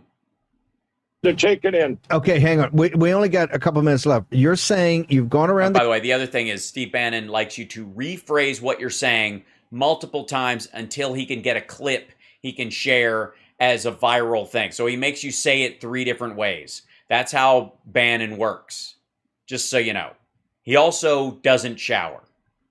Since then, with your data and your information, you have talked to attorney generals in certain states, and you're saying you believe, and your lawyers are telling these attorney generals are prepared to step up and take your information and get standing and take it to the Supreme Court. This is what you're reporting.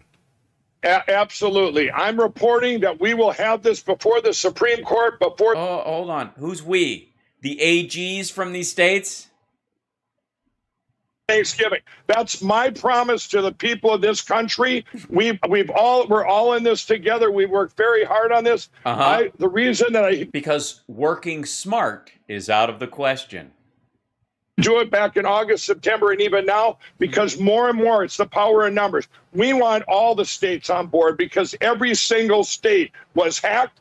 Every single state has standing. Steve, I'm going to give you one example. In North Dakota this morning, when I got on there with this liberal radio station, he said nothing happened in North Dakota. What do you mean dead people and non-residents voted? Right. I said they didn't vote. They used their names. In North Dakota, a state of 250,000. Oh, I'm sorry, Mike. My bad. I thought you were saying that the dead rose from the grave and voted. Voters. Wow. 15,000 votes were flipped in North Dakota. That's 6% of the vote. That's in North Dakota. And now in Florida, 900,000 votes were flipped. Okay. Okay, hang on. And no, they were not. If 900,000, find the 900,000 people. What the fuck are you talking about? Yes, prove it. How easy? Look, if you're saying it was 5,000 vote difference and we have proof that 6,500 votes were flipped and therefore we think it was messed about, or we have evidence that 1,500 were done, and we think that there's probably more if we would look, and we would like to do an audit. And if there's 900,000, there's just no way to miss it. Like county clerk after county, it'd have to be Republicans were completely in on installing Biden as because they can't stand Trump. What kind of fantasy world would you have to live in where the numbers are that huge? But the problem is he has to have numbers that huge in states that went for Trump, because they can't just put it all in the states that went for Biden. They got to scatter it about. They have to statistically average them out to all the other states and just use pockets of, well, what's a number people will believe about North Dakota? 12,000? 22,000? How many do we need? We need 27,000. Let's do 14,000 there, and then we'll do in South Dakota, we'll do another 30,000. And that's, people will buy that. A canvas that's going to back. We got to jump. We only got 30 seconds. You got 30 seconds to explain how you're going to canvas places. Got a canvas. We canvass all these counties. We've had canvassers out there all over the country that back up real things with the real data. Well, now you need the French connection. Okay, we'll have you back on, Mike. We got to jump. I know you're going to be on. Yeah, Mike, really great, really interesting. By the way, we'll jump right over to what his other clip is, and I think this was probably before that was being said. I think this is criminal activity found on Dominion machines. That's not a big statement or anything, and that's not related to anything he's being sued for. So criminal activity being found on Dominion machines. Criminal activity. Here we go.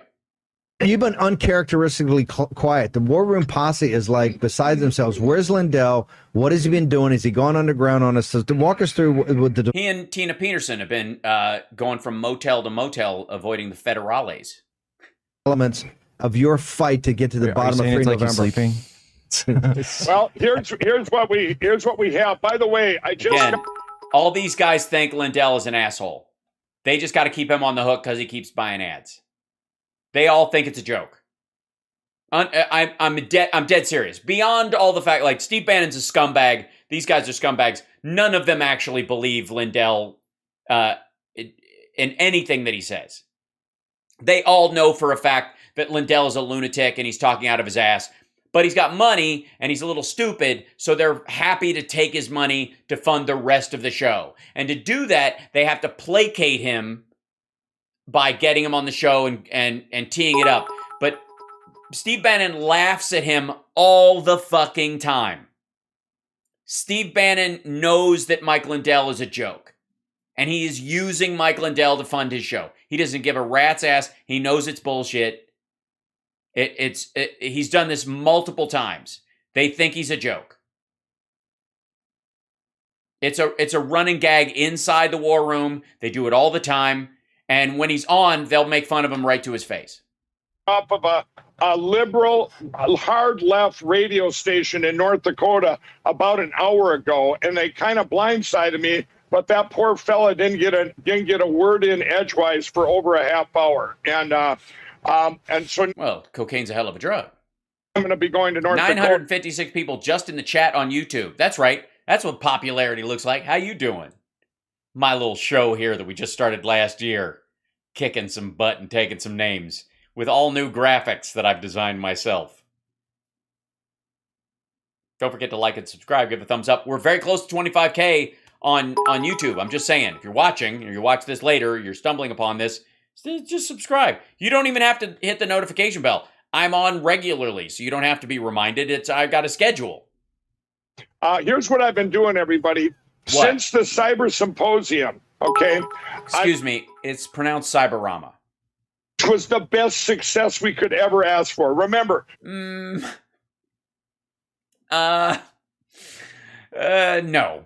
No, it was not the best success you could ever hope for. I mean, just off the cuff, I'm guessing that if it was so amazing that people all over the world, including the Supreme Court, were insisting that Biden resign late Friday night, Saturday, the Supreme Court installed Donald Trump, that would be the best you could hope for.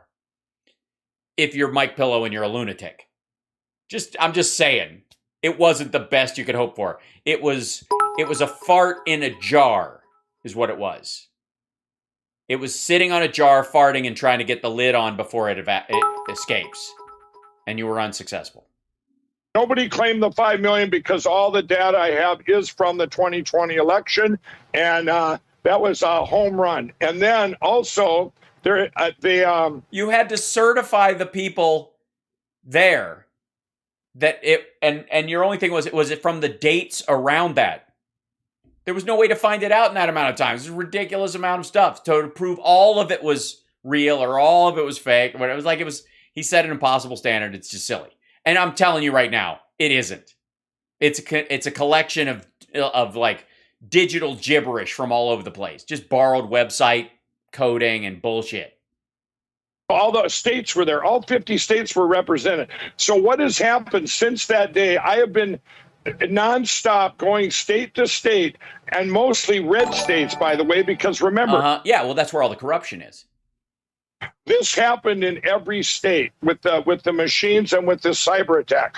Now, what we're doing, Steve, is what we're doing, and I'm going to make a big announcement here in a minute because so we inverted the surprise, but what he says is that they're going to be at the Supreme Court by Thanksgiving. Audience, I promised your audience something, and we're going to fulfill that promise here in about 5 minutes. And in 5 minutes, just hang on through the ad. But what I've Hal, done, don't you dare make me feel sorry for Mike Lindell. Don't get confused. Originally, I thought Mike Lindell was sort of a lovable sap who was just really confused and, a former addict whose brain was a little soft and yada yada. No, he's an actual asshole too. He's a liar. I mean, hold on. I mean, let's go with, we could probably just look up Mike Lindell and tangerine and you'll see what I mean.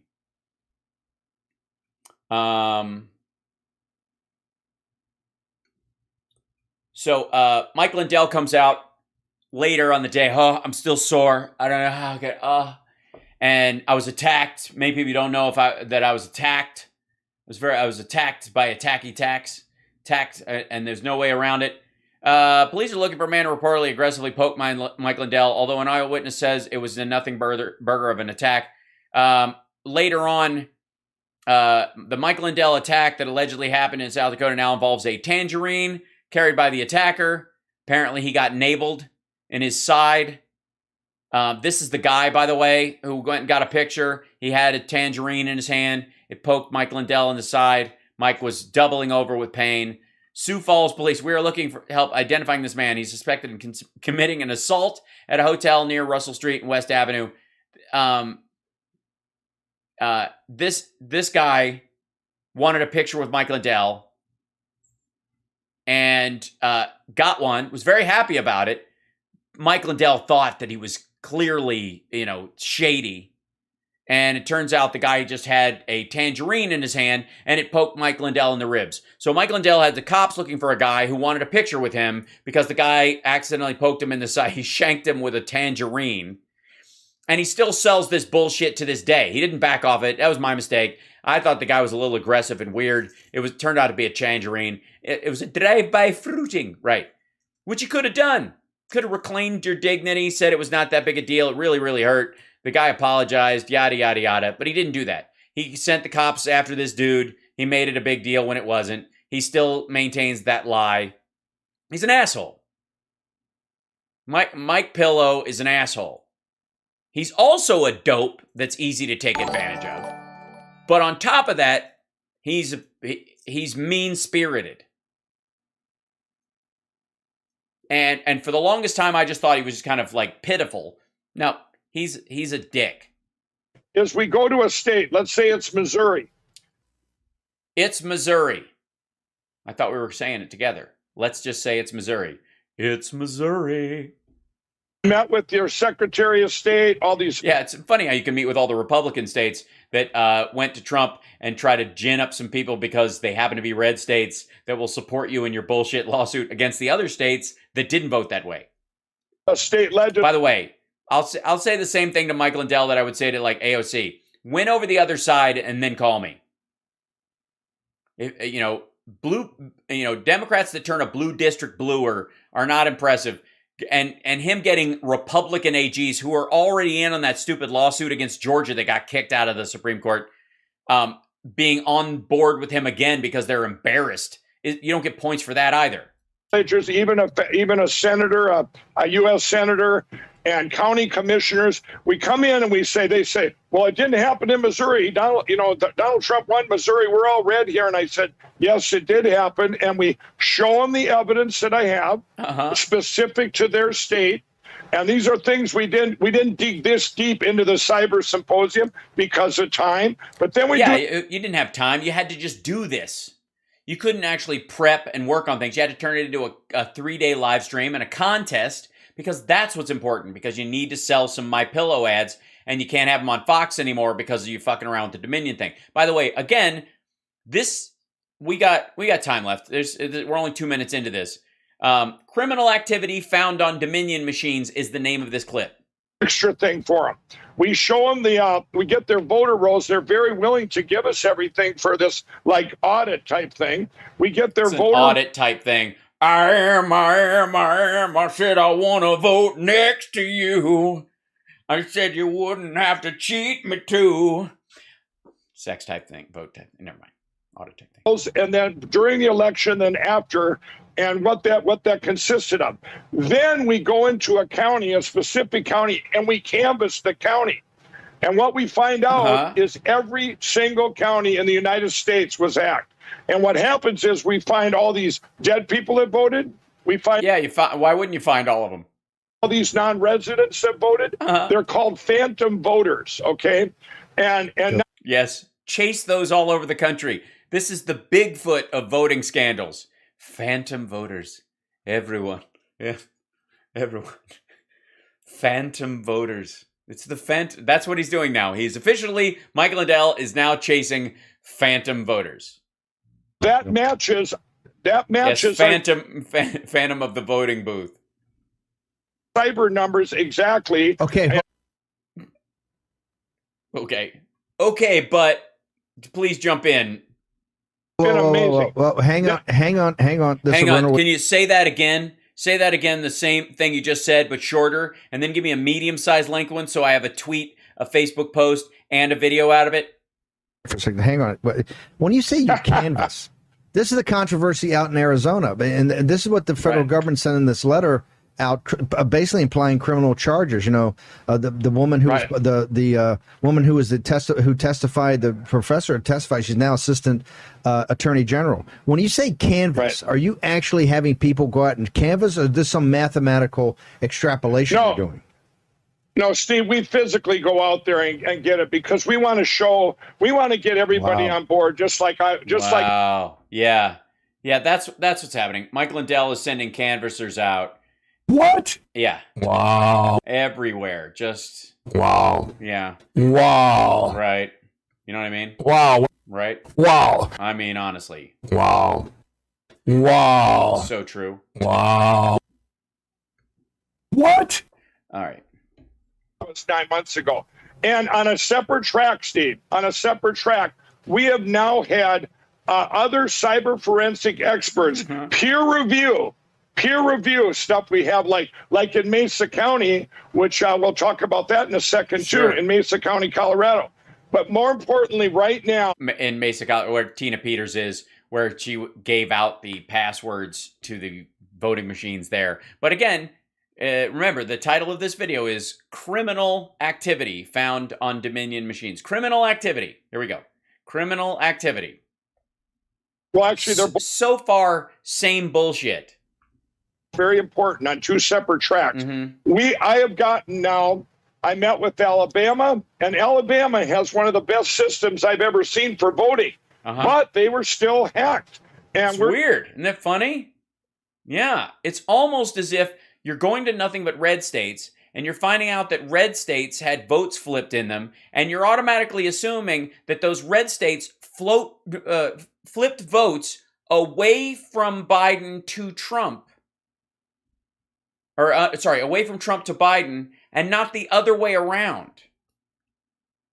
Could it be that you're stumbling on the key to Republicans' election success in red states over the last few years, and how they've managed to keep their states from going purple or anything else, is that you're assuming the votes were meant for Trump but were given to Biden, when it could be very well that Biden won those states, because you're not saying the votes, you're going by the count of people who should have voted for Trump, or the number that Trump should have won by in these states. That's what he's arguing.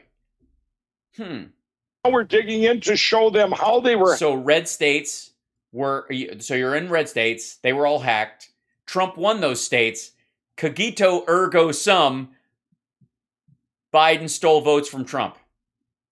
Because it's very interesting in Alabama. They're actually using a system that we're proposing with the burned CDs. I couldn't believe it. We're sitting there I met with the governor for a little bit to say hello, and then I met with the Secretary of State. And so they're using your plan, and they have 100,000 phantom votes. Of people, and I was amazed. I go, you guys are doing exactly what we proposed, but yet you were still hacked, and it was to the tune of 100. You're doing exactly what we think you should do, and you were hacked. 100,000 votes. 100,000. Yeah. 100,000 votes. But hang on. Wait. Hold on. You're going to red states. You're finding that you're assuming these votes weren't taken from Biden and given to Trump.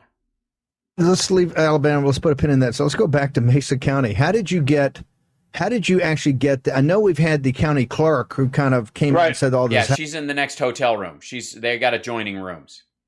As a whistleblower. But how did you actually get the data? She's not a whistleblower. She's not blowing the whistle on anything. She's not a whistleblower. She gave away the passwords to these machines by posting stuff on the internet. She allowed unauthorized people access to the voter rolls, the voting machines, the technology there. She did that. She broke the law. Information to do any analysis. That's still the state of Colorado. Is that public information? And I thought Dominion saying it's either their information or they've got proprietary rights because they have a contract. How did Mike's already talking to somebody who isn't there again.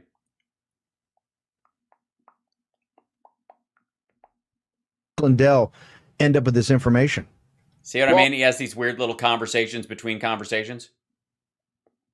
While you're talking, he mouths what you're saying. Under Cora, anyone can get that information in. It's the Colorado.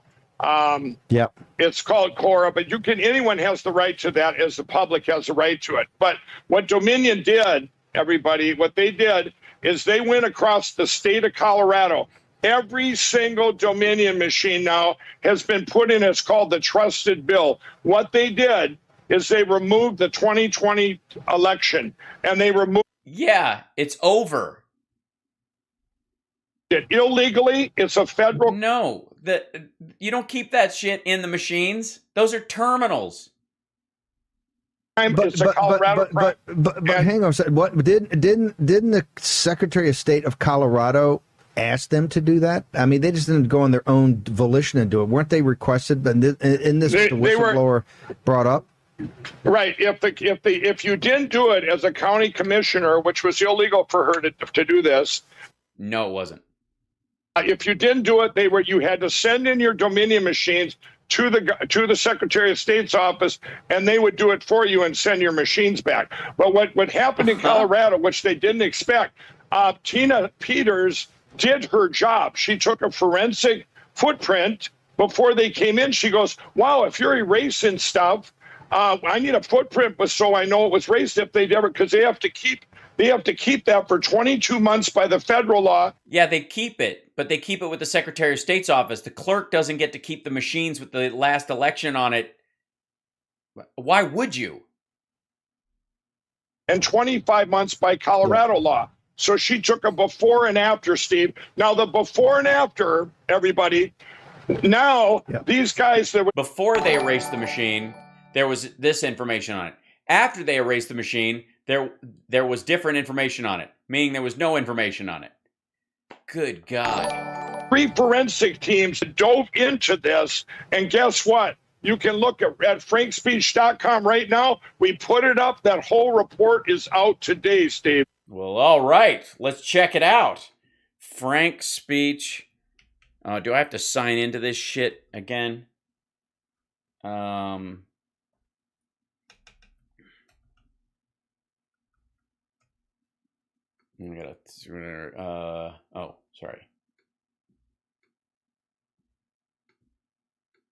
I have to create there we go.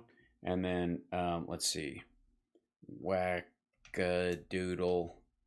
at yahoo.com. Okay.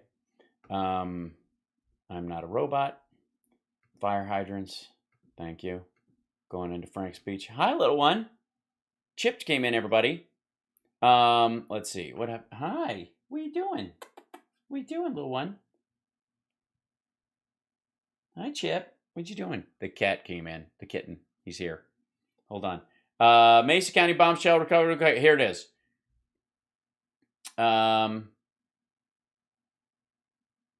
Click here to read or download the report. Here you go. This is it. Confidential legal documents exempt from Colorado Open Records Act. Exempt from Colorado Open Records Act. September 17, 2021. Board of Commissioners, Mesa County Clerk and Recorder.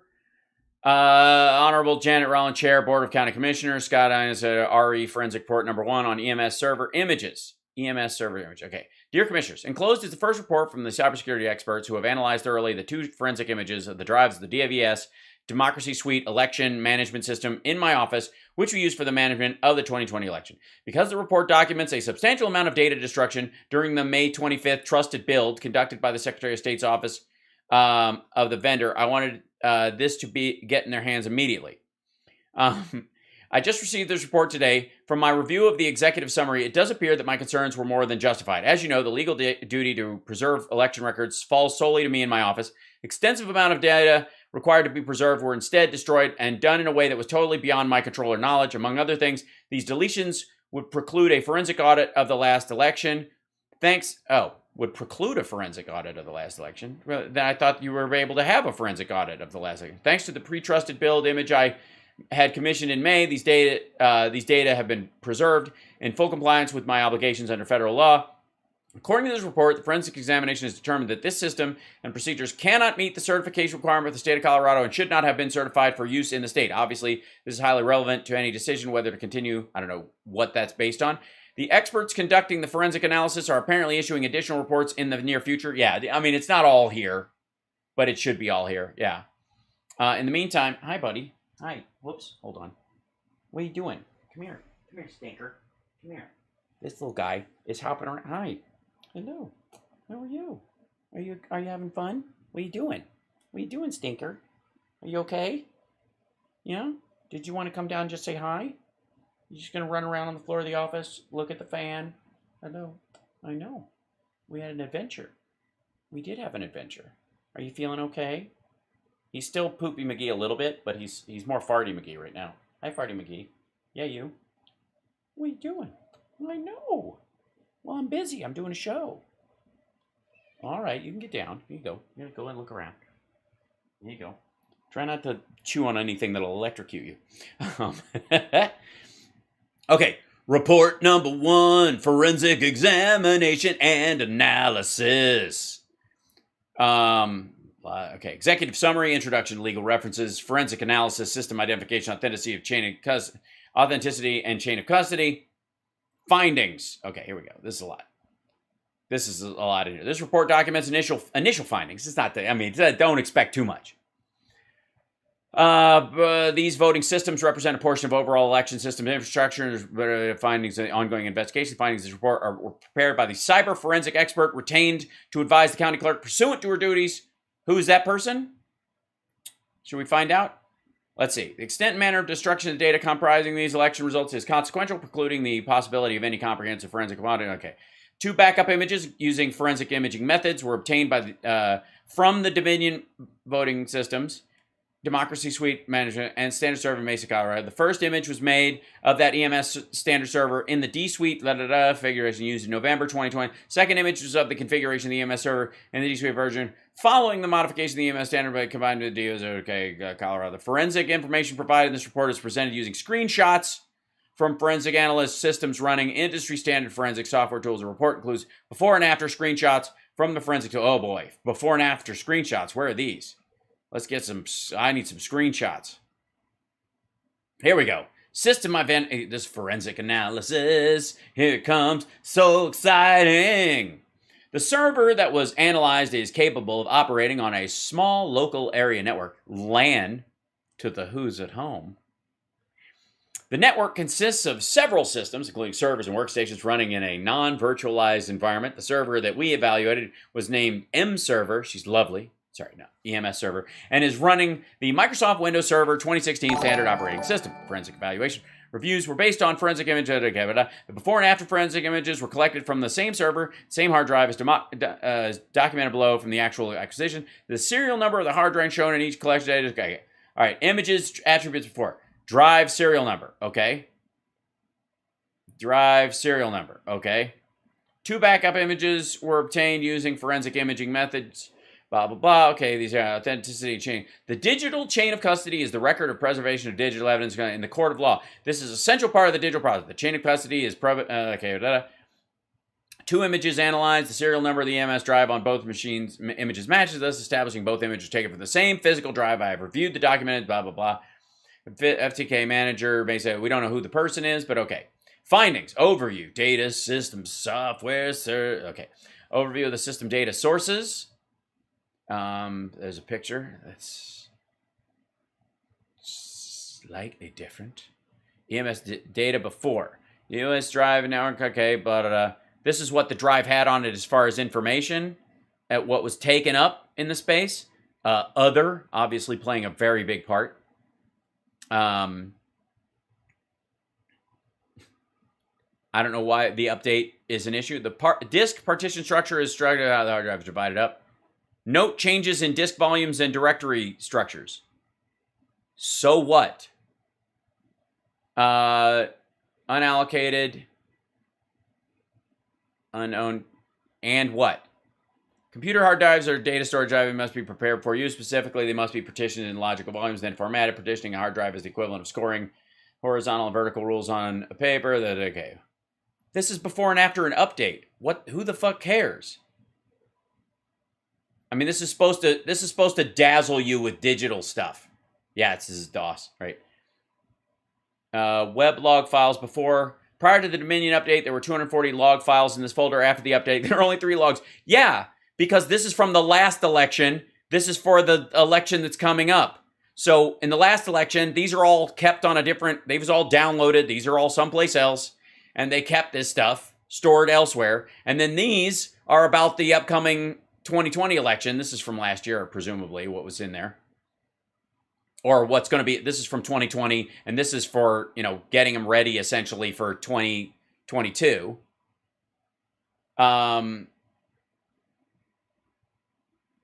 Again, let's see. So, okay, the database is all the actual election data, votes from each ballot. These log files contain information detailing the installation of SQL Server. Okay, so there's one directory of this stuff. 6/10/2019. And then 4/27/2021.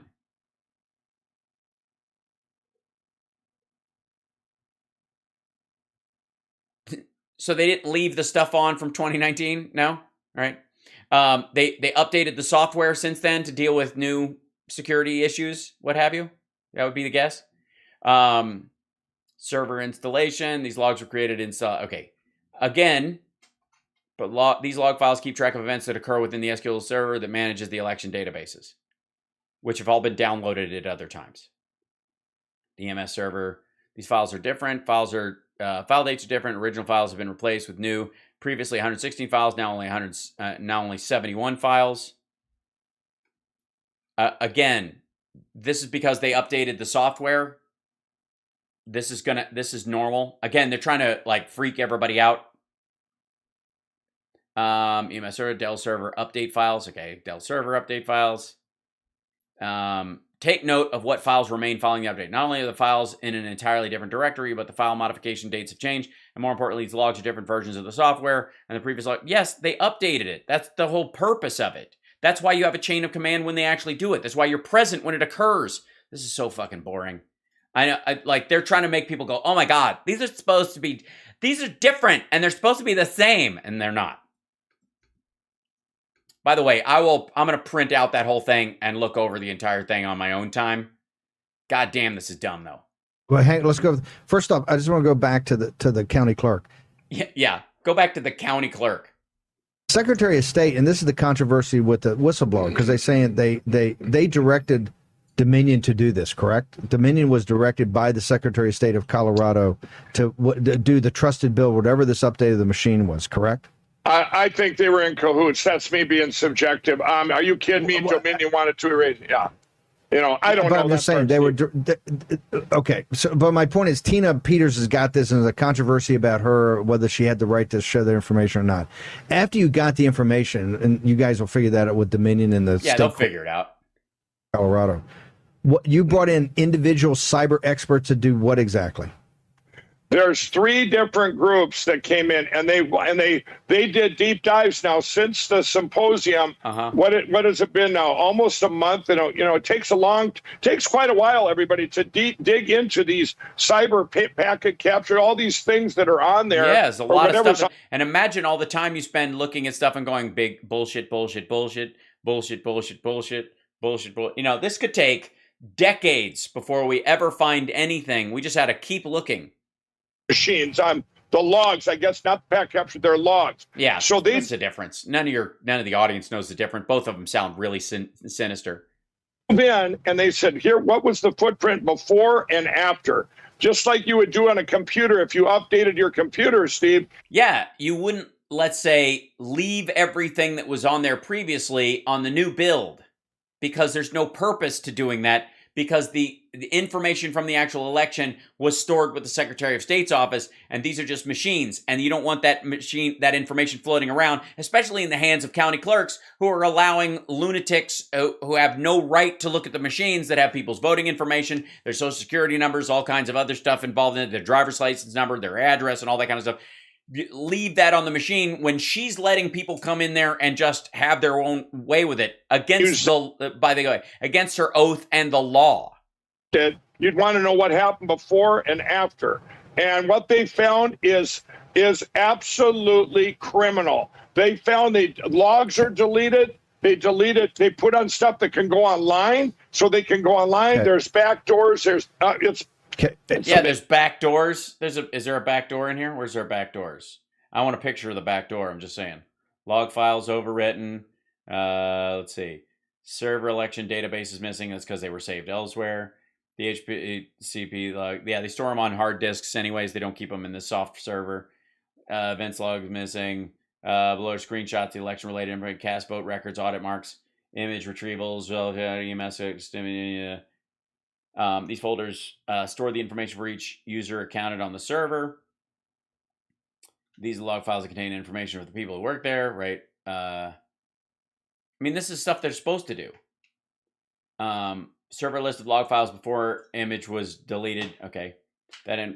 Hi, can I help you? What are you doing? Hi. Are you messing with stuff on the floor? What are you doing? What are you doing? No, you're not going to eat that. What are you doing? He's got another one of these twist ties, or where is it? Here it is. One of the cable ties. Here, play with that one. What is that? He's so cute. It's brutal. Hang on. Given some of the problems we had with your other cyber guys, some who turned out to be not part of this. They weren't. You mean the guys who look at stuff? They weren't my guys. I never even met these guys. They were not. Okay, my fine. cyber. They weren't your cyber guys. They were white hat hackers that I brought in. They just noticed I was full of shit and didn't want to sell my line of crap. I'm just saying. The red team. The red team. These 3 cyber. Have you put out the names of these groups? Are these groups in your report you've got up on Frank's Speech? Can people actually see their credentials? Yeah, you can see the credentials on frankspeech.com. I know the one lead guy is on there for sure. The one guy that did it over here. The other 2 guys that were peer reviewed that did their own independence. So we just wanted to validate, and validate, just like I do with everything. Yeah, we did a triple validation. Yes, just like he does with everything. And then Steve, had one of my guys that I've had since February also. Oh, I didn't realize that Mike Lindell has been having a guy since February. That's lovely. Check it out to validate them and to make sure we have everything. Okay. We're still finding more every day. It's fine. It's the biggest cover-up in history. we'll get it and put it up on our thing. But is there independent? You lay out who the name of the group is, and so people can independently go check. No, he doesn't. They're not even listed in her document. Qualifications as that I've seen so far, just for the record. Like as I'm scrolling through this and their chain of command and all that kind of stuff. Never mind the pictures. Significant number of log files missing. Yes, because they don't pertain to the new build. That's why it's a trusted build. That means there's people present when the build is done, and they take out the other stuff. It basically takes the computer back to zero. I don't know why this is a surprise to anyone. Commission before and after forensic is a comparative list of files that were deleted, either deliberately erased or overwritten with disregard for the preservation of these files, some of which contain election-related data, some of which, a readable list is in Appendix C. Oh, good, because this isn't readable. Log archive, because they're the same thing over and over again. But okay, analysis. The analysis of the Dominion identified that extensive deletion of both election data and election-related data comprising election records, which must and should have been preserved under federal and Colorado law. They are. They're just not. They're not saved there. Has occurred either as a result or or coincident with the vendor and CO's, the Colorado Secretary of State's modification of the system for version 5.11. During the update. Jesus Christ. This deleted data is critical to any effort to reconstruct events taking place on the voting machines to determine about. Oh, God. Furthermore, the EMS server application logging functions are configured to overwrite events as needed if arbitrarily selected file storage sizes are exceeded, which could predictably and likely as a result in the system. They download all the shit that's on there. Conclusion. This forensic examination found significant election record preservation requirements under 2002 VSS and federal and state law have not been met. Further destruction of election-related data, specifically critical log files, has occurred. This destruction is not incidental or minor, but is highly significant, in italics. These findings have been demonstrated in this report, and evidence has been presented demonstrating conclusively to both computer systems experts as well as legal professionals and the general public at large that the facts in these findings support conclusions that, 1, election-related data and election data explicitly required to be preserved as described in the 2002 VSS criteria referenced in this section has been destroyed in violation of the law, which is not true. The results of the election and the log files around that, they're totally different things. The specific configuration settings of the, this might be a good idea. Hold on. Let's see. Record preservation requirements. Elections, Colorado. What are there we go. This would be the statute around the preservation of election records. I'm sorry if I'm boring you guys. Overview of statute. A designated election official must preserve election records for at least 25 months after an election or until the time expires for which the records may be used in any contest proceeding, whichever is later. Any unused ballots, whichever is later. Okay. Any unused ballots may also be destroyed after the time for a challenge passes. In elections involving federal candidates on the ballot, the designated election official must also keep the voted ballots and other required election materials for at least. Okay, so this is the statute. Voting systems. Okay. The designated election will be responsible for any election, 25 months proceeding, election candidates, source, entire article, blah, blah, blah. Let's see. Recalled regulation, elections. What is the designated, in the election records, definition of election. What defines the record itself is what I want to know. Because it's one thing to, to conclude, let's see in here. There you go. Custody and preservation. Okay. Overall statute. Registration books shall be left in the custody of the county clerk and who's responsible for it. The oaths and affirmations, application for affidavit registration, federal postcard applications, and the voter information provided by a pre-registrant who will not turn 18 shall be kept confidential in the same manner as, county clerk recorder must protect confidentiality of all information, which is what Tina Peters failed to do. That's a violation of the law related to pre-registration for individuals under 18 and above, blah, blah, blah.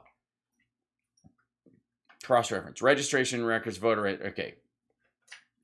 That's the... The preservation of records, meaning who voted and that. Okay. Colorado... here you go. Municipal... let's see. Records retention schedule. Acknowledgements. I'm having a hard time finding precisely what qualifies. Okay, how to use Colorado retention schedule. Building and structure records, address history files, applications, building permits, building. Okay, this is all cemetery, election records, absentee voter records, ballot issue comments, ballots, campaign reports and statements, complaints and supporting documentation, coordinated election records. Let's see what that is. 1506. Okay, so let's scroll down here to section 15. These are election records. All right, this is what qualifies as an election record. Hi, silly. What are you doing? Are you chewing on something? Be careful, will you? All right. Absentee voter records. They obviously still have all those. Ballot issue comments. Written comments received from persons eligible to vote in the election to be summarized in the ballot. Okay, whatever. Ballots. The ballots themselves. Master copy of the ballot, sample ballots, and all other sample ballots. So you need one copy on record of each of those. Campaign reports and statements. The candidates, the elected, the unsuccessful candidates, what they spent it on, their issues, committees, complaints and supporting documentation. Anybody who files a problem. Coordinated election records. Okay. Abstracts of votes cast, counties issued. County abstracts of votes cast, certification of election results relating to the municipal portion. Retention is permanent. Records generated for coordinated. Okay. Ballot certifications. Municipal. Okay, they got a record on that. Election equipment records. Detailed records for each component of any voting system owned and maintained by the municipality, including the manufacturer, make, model, serial number, hardware, software version, release number, date of acquisition, description of service, repairs, maintenance, upkeep, version updates, maintenance, and trouble logs. Trouble logs. Not just logs in general, but trouble logs if they have a problem. Life of the equipment or 6 months after the last election which is used, which is precisely when this shit happened. The logs that we're looking at are trouble logs. These are issues that they had. God damn it. This is so dumb. Election history files. Election history files containing permanent records of elections and summary election results. They already have that. Okay, that's on paper. Election judges records. Appointment records, expense statements, mail ballot election records. Records relating to mail ballot elections, including affidavits of voters requesting replacement ballots, ballots cast, duplicated, rejected, undeliverable, unused. That's in the record. Paper or electronic poll books. That's all kept. Mail ballot return verification envelopes, mail ballot processing logs, and this is a paper, by the way. This is a handwritten.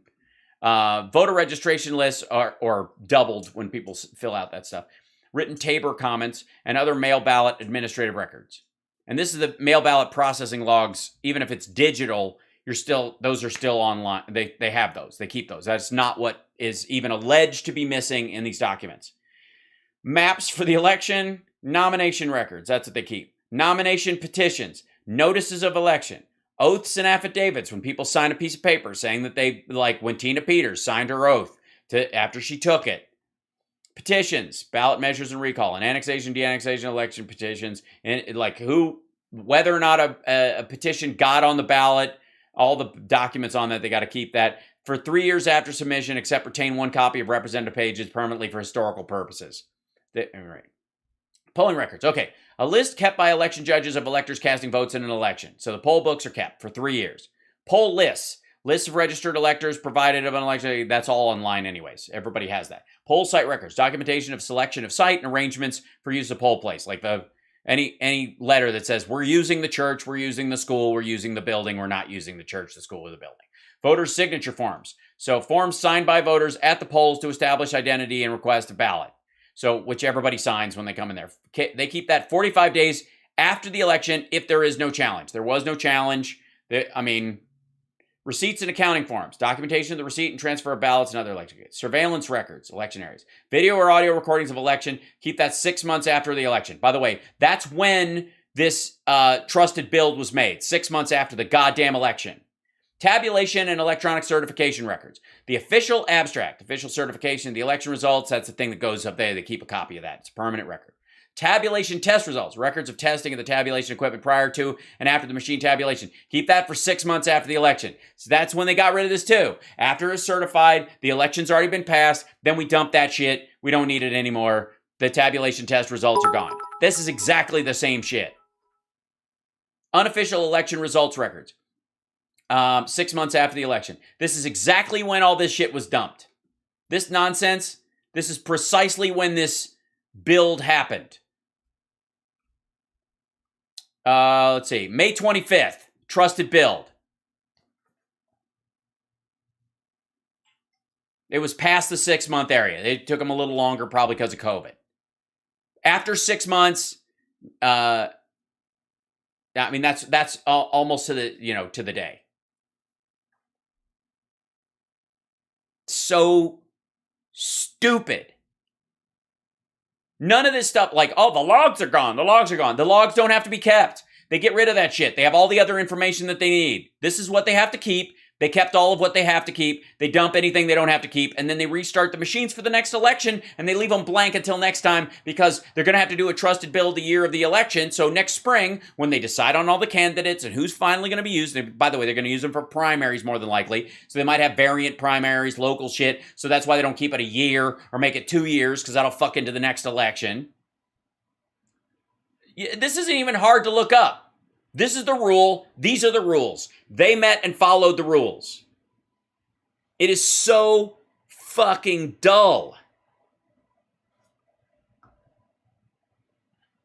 Contested elections. Destruction of non-permanent election records is authorized at the end of the specified minimum retention period, that's 6 months, provided that there's no contested election. There was no contest. However, if the election is contested, all election records must be retained until the contest has been finally resolved and all rights to appeal have expired. Joe Biden is fucking president. It's over. He took an oath. He's in. You work on the next election, kids. It was 6 months and he won. There was no real contest. No one could show anything. They kept all that shit all during that period of time. They didn't have anything. It's just dumb. It's dumb 100 times. This is fucking embarrassing. God, I didn't need to know this. You didn't need to know how Colorado's rules are, but they're similar to other states. It's 6 months after the election. 6 months after the election, they did all the shit that's in this logbook, and Tina Peters like, they got rid of all this stuff. It's because they're supposed to. Jesus. Fine. Yeah, Let's take a short absolutely, yeah. Let's take a short commercial break. You want to answer your question now? I just don't understand. The so-called progress is not always a good thing. Why go digital? In France, 60 million people, bigger than any of the states in the United States. We have a piece of paper with a specific format, and within the hour, we know the results.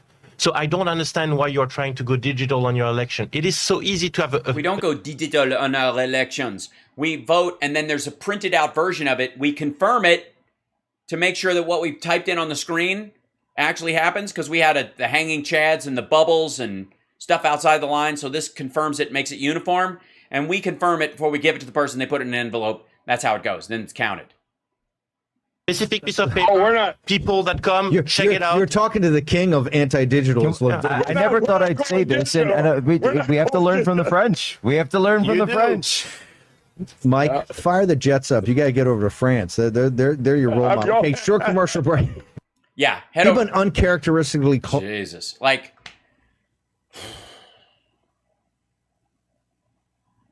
I don't know who the French guy is. He's just somebody they have as a guest on or whatever. But Bannon makes a lot of money in Europe talking to far-right lunatics in France and Germany. That it's probably part of that group. But again, you're talking about the state of Colorado. He's bringing up the state of Colorado. All of this stuff is on the colorado.gov website. This is what they have to keep. They kept all of it. Mike Lindell's an asshole. Steve Bannon knows it. He's making money off of him. Okay. This is the wrong one. Okay. We did this one. Okay. We'll end. Oh, God. I know I went long today, but shall we? Oh. Hey, it's Danielle here for Patriot. From Patriot Pancakes. Now, I know some of you like to add milk and goo and slurp and glorp and flut. If you're going to live in your basement forever and ever, this is the perfect food for you. That's right. It looks going in like it looks going out. And that's our pride. That's what we make. Survival food. So when the end comes, you can say, fuck you, neighbors. Die out there in amongst the clover field. Back in stock? Doop, doop, doop. Much for keeping it here, folks. Well, let's continue this conversation about what went down on the 6th and what went down on Capitol Hill over this past weekend. And, of course, the buildup from Democrats and the left-wing mainstream media and how they fear-mongered for weeks about what was going to happen. We already told you earlier with our correspondent who was there that nothing went down. It was filled more with... Yeah, it was losers. It was a loser fest. They lost.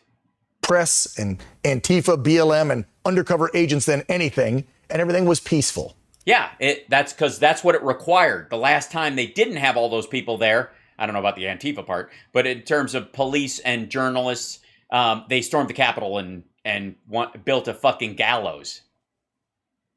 Now, a man who the FBI has been out to get for a long time, that's for sure, especially since President Trump became president, is political consultant Roger Stone. Just recently, during a live radio interview. Oh, you mean somebody that the president pardoned? Was just chatting away with the hosts and all of a sudden gets served with papers in a January 6th lawsuit. This is back in August. The FBI released an exclusive report claiming that the Capitol Hill incident was not coordinated. Remember? They said, nope, not coordinated. Yeah, no, it was not a singular coordination with the White House or any. They don't have evidence of that. Doesn't mean they won't find it out later. But there were multiple groups there, one of which Roger Stone had contact with, and that's why he's getting sued. They buried it because it came out on a Friday, the report. It also did involve a bunch of Trump supporters. And by the way, we're supposed to be all in if the FBI says there was no coordination when it comes to Trump, but any other stuff that the FBI does is part of the deep state. Roger had nothing to do with it. These assholes love to pick and choose what parts they love about the New York Times and the FBI. They will cite, the National Post, but I don't know what the National Post is. Serve papers. Is that a real newspaper, the National Post? It sounds like something out of the Truman Show. A former senior law enforcement official and knowledgeable about the investigation. Oh, Reuters. I see. Reuters is now is a viable source, and you should take whatever they say seriously. The rest of the time, Reuters is part of the fake news. But right now, 90 to 95% of these are one-off cases. Then you have 5% maybe that were somehow closely tied to an organization or a militia group. But there was, quote, no grand scheme. No grand scheme?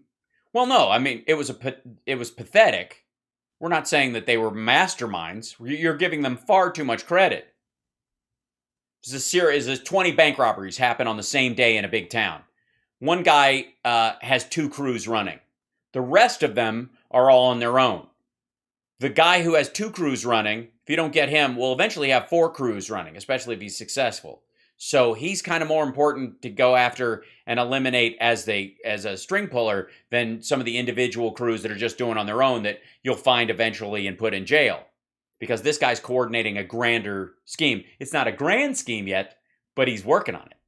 With Roger Stone and Alex Jones and all of these people to storm the Capitol and take hostages. So there you go. It's out. That's Reuters, by the way. That's a neutral to liberal news service, okay?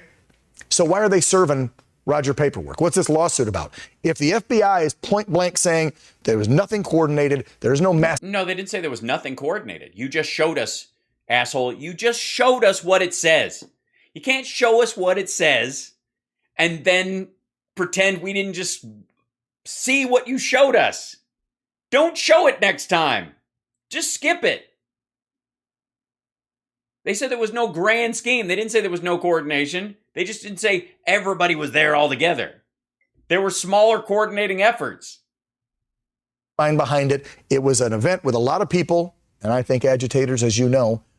Yeah, totally. Yeah, agitators. It's a terrible way to look at Republicans. Got out of hand on the 6th. It just got out of hand. It got out of hand. And, there was just wood laying around, hammer and nail, and they just got out of hand and magically turned into a fucking gallows. What are they doing that for? They built a gallows. On the man himself, Roger Stone, joining the program once again so we can get to the bottom of what's going on. Okay, and we get to see his Twitch face. Hi, do you want to sit up here with me? What's happening, little one? Are you now like the permanent underfoot? Are you now just hanging out? Do you just need the love? Is that what's happening? Huh? Little one? You're just so curious today. Yeah. It's okay. You all right? I'm just making sure. He's so cute. He's so cute. And you smell like vanilla, even though you fart like, somebody from The Walking Dead. On. Roger, how are you, my friend? Excellent.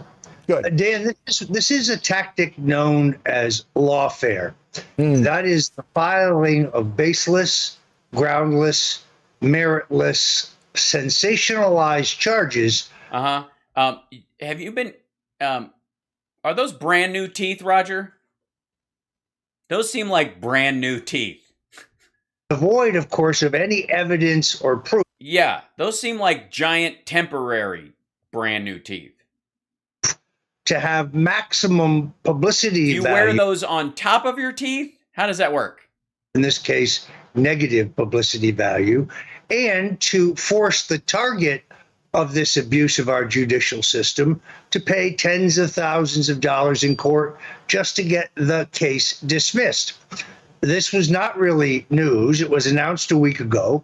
A group with strong connections to Obama, Clinton's, and Soros, the so-called... well, look at that. We got a super Jew drop within 2 minutes. Lawyers for Civil Rights Under Law, not... not... 7 Capitol Hill police officers who claim in a civil complaint filed against President Donald Trump and myself that we conspired with others to deny them their civil rights and that our actions put them in danger. This is categorically false. There's no evidence to support that. My public comments on January 5th fall well within my First Amendment rights to comment on matters of significant public interest. Yeah, but it's the phone calls you made between you and the White House that we now know exist that are the cause of this, not speeches you made with Alex Jones. Nobody gives a shit. Law says I never called for violence or insurrection or lawlessness or anything. I know. I listened to your speech that night before on the 5th. I know. You didn't say squat. It's ridiculous. Well, yeah, nobody's saying it was the speech. It was the coordination with the White House. Near the place on the 6th. So yeah, of course, he knew it was going to be violent. Why would he be anywhere near it? By faith in Jesus Christ. And when I said in my speech on the 5th that I saw the future fight for America as a fight between good and evil, dark and light. He meant cops are evil. And the godless. CNN said that was in itself an incitement to violence. Well, yeah, because you're attributing evil to people who are just counting the votes and the police officers that are protecting them. That's where they would get that from. And I know it seems like a big, plucking it out of the air, but no one could look at you, Roger, and think that you don't have anything but the best intentions towards a giant pile of blow. I have a right to have a apocalyptical, Bible-based view of the struggle the country is facing. And to say that is religious bigotry. Of course it is. Millions of people share the same sentiment. That's what it is. It's religious bigotry because you were coordinating with the White House and with Alex Jones to get everybody to leave 30 minutes before the end of Trump's speech and head towards the Capitol. And that Trump was, saying he was going to be up there. And then, of course, he pulled the plug on that.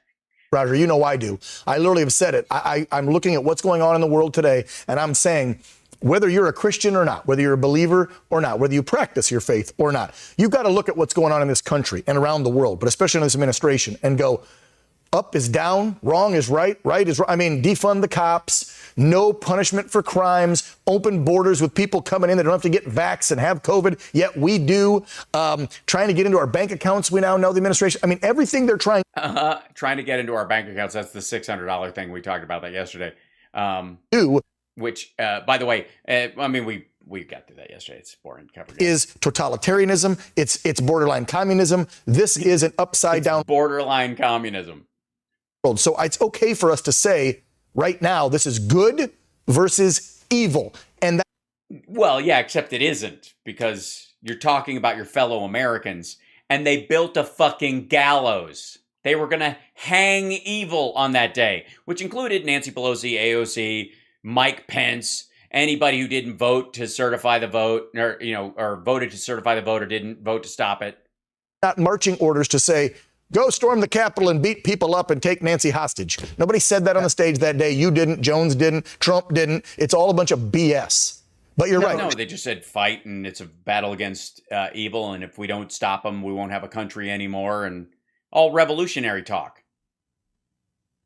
Was Stone always this skinny? Pretty close. It's political theater. That's why they served you. It's exactly what it is. Look, it is not any different than the IRS lawsuit against me by the Biden Justice Department, which is permeated with fraud. It implies, written like a press release, that my wife and I have either hidden assets or underreported income, which is categorically not true. So that's what Dan Ball is allowing him to come on and categorically deny all the legal stuff that's against him. That's why he's there. He's going on record to try and get that out there, that he's categorically denied it. It's not true. But again, that will go to federal court in Miami. It'll cost me tens of thousands of dollars to defend it. This is all born of the bitterness on the American left because I escaped the deadly snare set for me so carefully by Robert Mueller and Adam Schiff. And you escaped it? Sorry, you were pardoned by your co-conspirator. Thugs. And the American left is hysterical about the fact that I haven't already died in some COVID-19 infested prison. And Donald Trump had the courage and the strength to see that I was being railroaded and issue me an act. Understand that you could probably start talking or sell a book that has all kinds of untoward information about him and therefore pardoned you?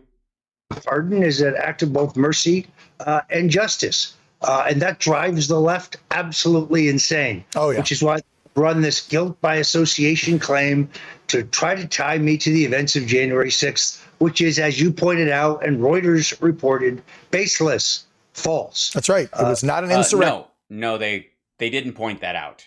They didn't. He just showed us the clip. Basically said there was no grand scheme. Doesn't mean there wasn't a pitiful scheme that was specifically targeted between you and the president who pardoned you. Because insurrections are like a planned coup. They have to be organized. Nothing was. No, they don't. No, they don't. They can be a riot out of control. Organized. This was, again, organic with a handful of pissed off people that went too far, along with, I firmly believe, agitators and an inside. Yeah, it was just a bunch of Antifa and BLM people who were just gained a lot of weight, sold their belongings, and pretended to be Trump voters for 4 years. While there was hundreds of thousands of peaceful people just standing on the steps chanting exercise. No, they left. The 100,000 or so that were there left. There were thousands of people who were waiting to get in so they could kill someone. Their who were driven back by tear gas. First Amendment rights. Roger, their God-given First Amendment rights to trespass, build a gallows, and scream, "Hang Mike Pence," and heave-ho the door. If I may, let's see. That should be easy to.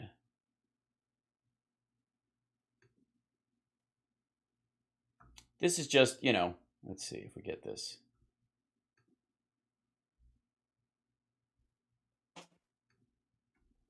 See if this gets in here. Hold on.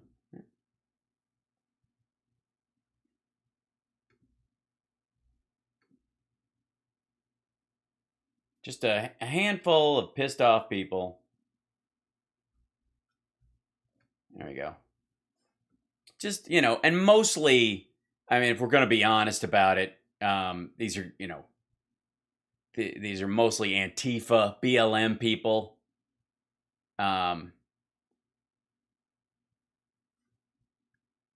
Skip, yes, we get it. Yes, add, yes, I know. There we go. Here's pictures. There we go. These are the folks, a handful of pissed off people. Just a handful of pissed off people doing that. Yeah, there you go. There you go.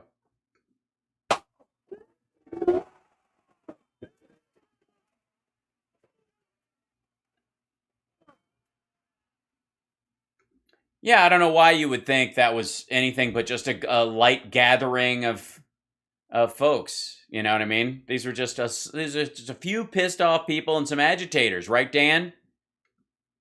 Take on what happened over the weekend. They had this justice for January 6th. Only a few hundred people showed up. My feeling is they didn't show because they knew that if they did, they would get painted in a bad light. They would probably be set up. And when you look at what occurred, and we just had our correspondent on who was there. Painted in a bad light? Why would it paint them in a bad light to show up to get quote unquote justice for people who were doing this? Why in the world? Why would they be worried at all? Why would they think that, Dan? There were more reporters and more undercover agents trying to act like rally goers. And by the way, FBI guys, dead giveaway when you got the high and tights, the same watches and the black socks in your tenny boppers. You don't look like rally goers. You look like undercover FBI agents. Duh. What do you make of the whole weekend, Roger? Well, I actually. By the way, I'm glad they were there, and being slightly conspicuous is one of the way. An interview prior to cops suck at dealing with crazy white people. I don't know. They shoot a lot of them every year. Well, not to go. They really do. You understand? All it takes is one person, either at the direction of the government or because they're misguided. Showing up with explosives or firearms, and everybody gets tainted. The danger is just too great. I said that I believed it was a setup, and you're right. There were more informants and government agents and reporters than there were protesters. But how much just shows that everybody thinks that the people who are in jail for January 6th offenses are there for good reason. It cost us to put up that fence and take it back down. This was about what was the cost of if they hadn't done it and some Timothy McVeigh asshole had rolled up. By the way, let's see, grab over here real quick if I may. We're just gonna dig holes all day. Man, truck, Supreme Court.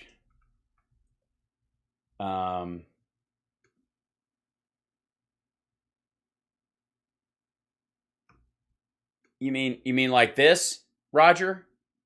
You mean somebody like that? What's the cost of if somebody like this rolls up and decides to make good on it? What about the other 4 guys he said were going to be joining him on that day? And he had a can of either gas or kerosene on his lap. What about that, Roger? Did we not have people out there to watch? Yeah, hype. I saw the same thing again. So my taking receiving the civil complaint from the process server while on a live radio show with Joe Hoft of the Gateway Pundit, there's 1,000 stories about that. That went viral. Now, none of those stories include my quote saying that the lawsuit itself is flawed, baseless, groundless, unsubstantiated. What do they think you're going to say? They just wanted the headline. They wanted Roger Stone served right before the January 6 2.0 on the 18th of September. Really? That's what they wanted, Dan?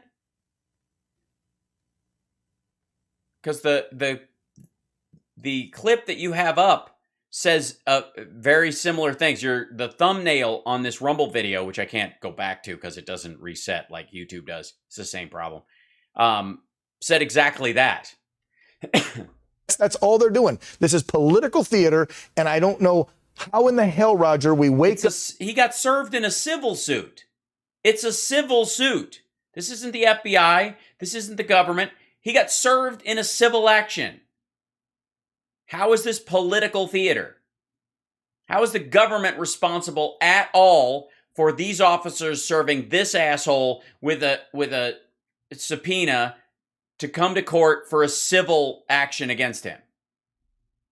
Those sleepy folks in the middle, and yes, I'll even say it, some of those Kennedy Democrats that know this is wrong, that know what this administration is doing is wrong in their heart of hearts. They know it. They see through it. I just spoke with a Democrat. We had one on the show Friday.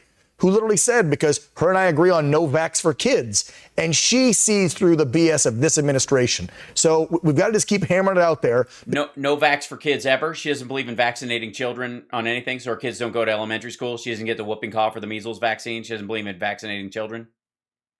Or she doesn't believe in testing a new vaccine before giving it to children, or she just believes that all children should be left to die of whatever, and that's how you know that the survivors.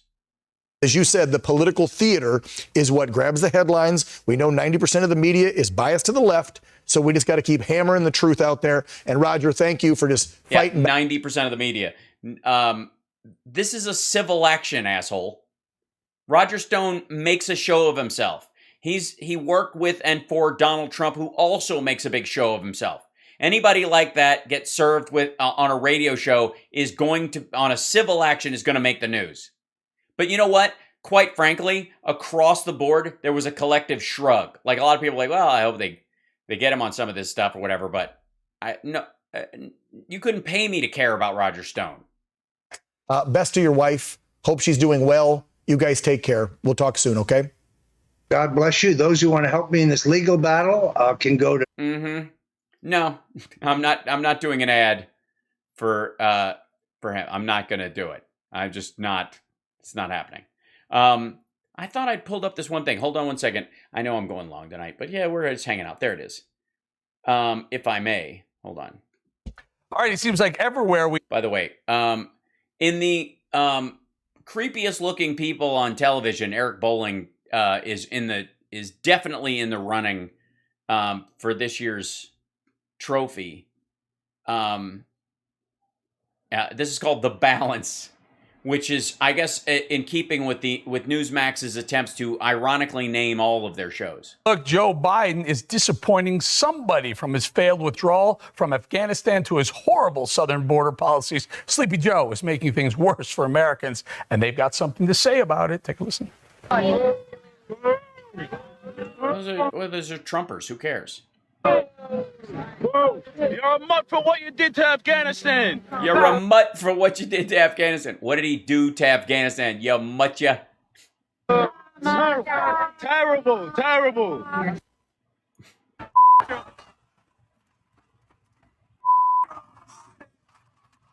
Joining us to weigh in now on what Americans really think. Yeah, that one segment at the game. Okay, cool. His legendary musician, friend, and patriotic SOB, my friend. Yeah, let's see. Let's see if I can get this in here real quick, if I may. Let's see. Ted Nugent draft.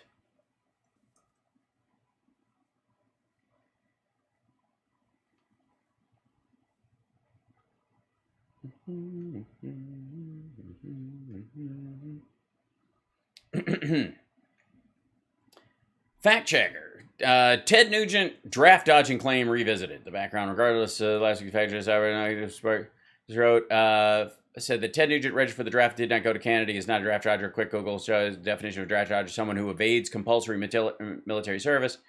That's right. Nugent said in 1977 High Times article that he faked symptoms and used meth before his military physical to get out of serving. But in a 2006 interview, he said he made up that story to the High Times reporter. So he lied and then lied again. To take a step back, fact checker contacted Dick Flahaven of the Selective Service System, which handles registration to verify what qualifies as draft dodging. Okay. On the other hand, if a man faked or deceptively manufactured a claim which did not represent his real situation, i.e. physical problems, that's draft dodging. In some, avoiding the draft through illicit methods is through any licit method is legal. Avoiding service if qualified and called is not. So if your example of a man registering for the draft and showing up for his medical exam would not be avoiding the draft or avoiding serving, but if that man faked his medical results, then he would be attempting to avoid being drafted to serve in the military. In an effort to keep politics out of the discussion, fact checker did not use Nugent's name, just the case details and correspondence. Nugent's student deferment went away for reasons that are not clear. Jennifer Burke, also with the Selective, told fact checker the common reasons are: if he finished school and finished the semester, was not a full-time student, maintained good grades, did not return to school for whatever reason. Given Nugent was a touring musician, B or C are likely candidates. Regardless, it's clearly initial that the deferment was legal. Nugent said it was given he could. So he got a student deferment, is what he's saying, instead of shitting his pants. That's his backstory. But patriot nonetheless. Avoided service. There you go. Also, maybe this works in there too. Hold on. Nugent.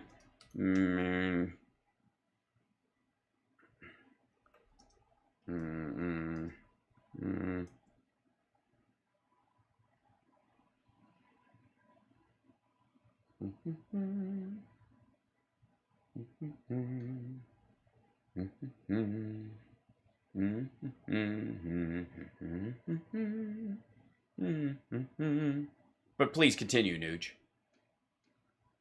Nugent, Ted, we're hearing a lot of Joe Biden around the country lately. What's going on here? Well, Eric, if anybody knows what's going on, it's me, because I share campfires every weekend here in the swamps of Michigan during the hunting season with great American families that are working hard to earn their own way, live within their means, save for a rainy day, that love the American dream of being the best that you can be, including heroes of the military and Gold Star families who have sacrificed a loved one for freedom, because freedom ain't free. And 64 of those people were killed during the Trump administration, and you didn't utter a peep. Not a peep. Let's see. Shall we do that real quick, Ted? Trump dignified transfers 4 out of 96, I think it was.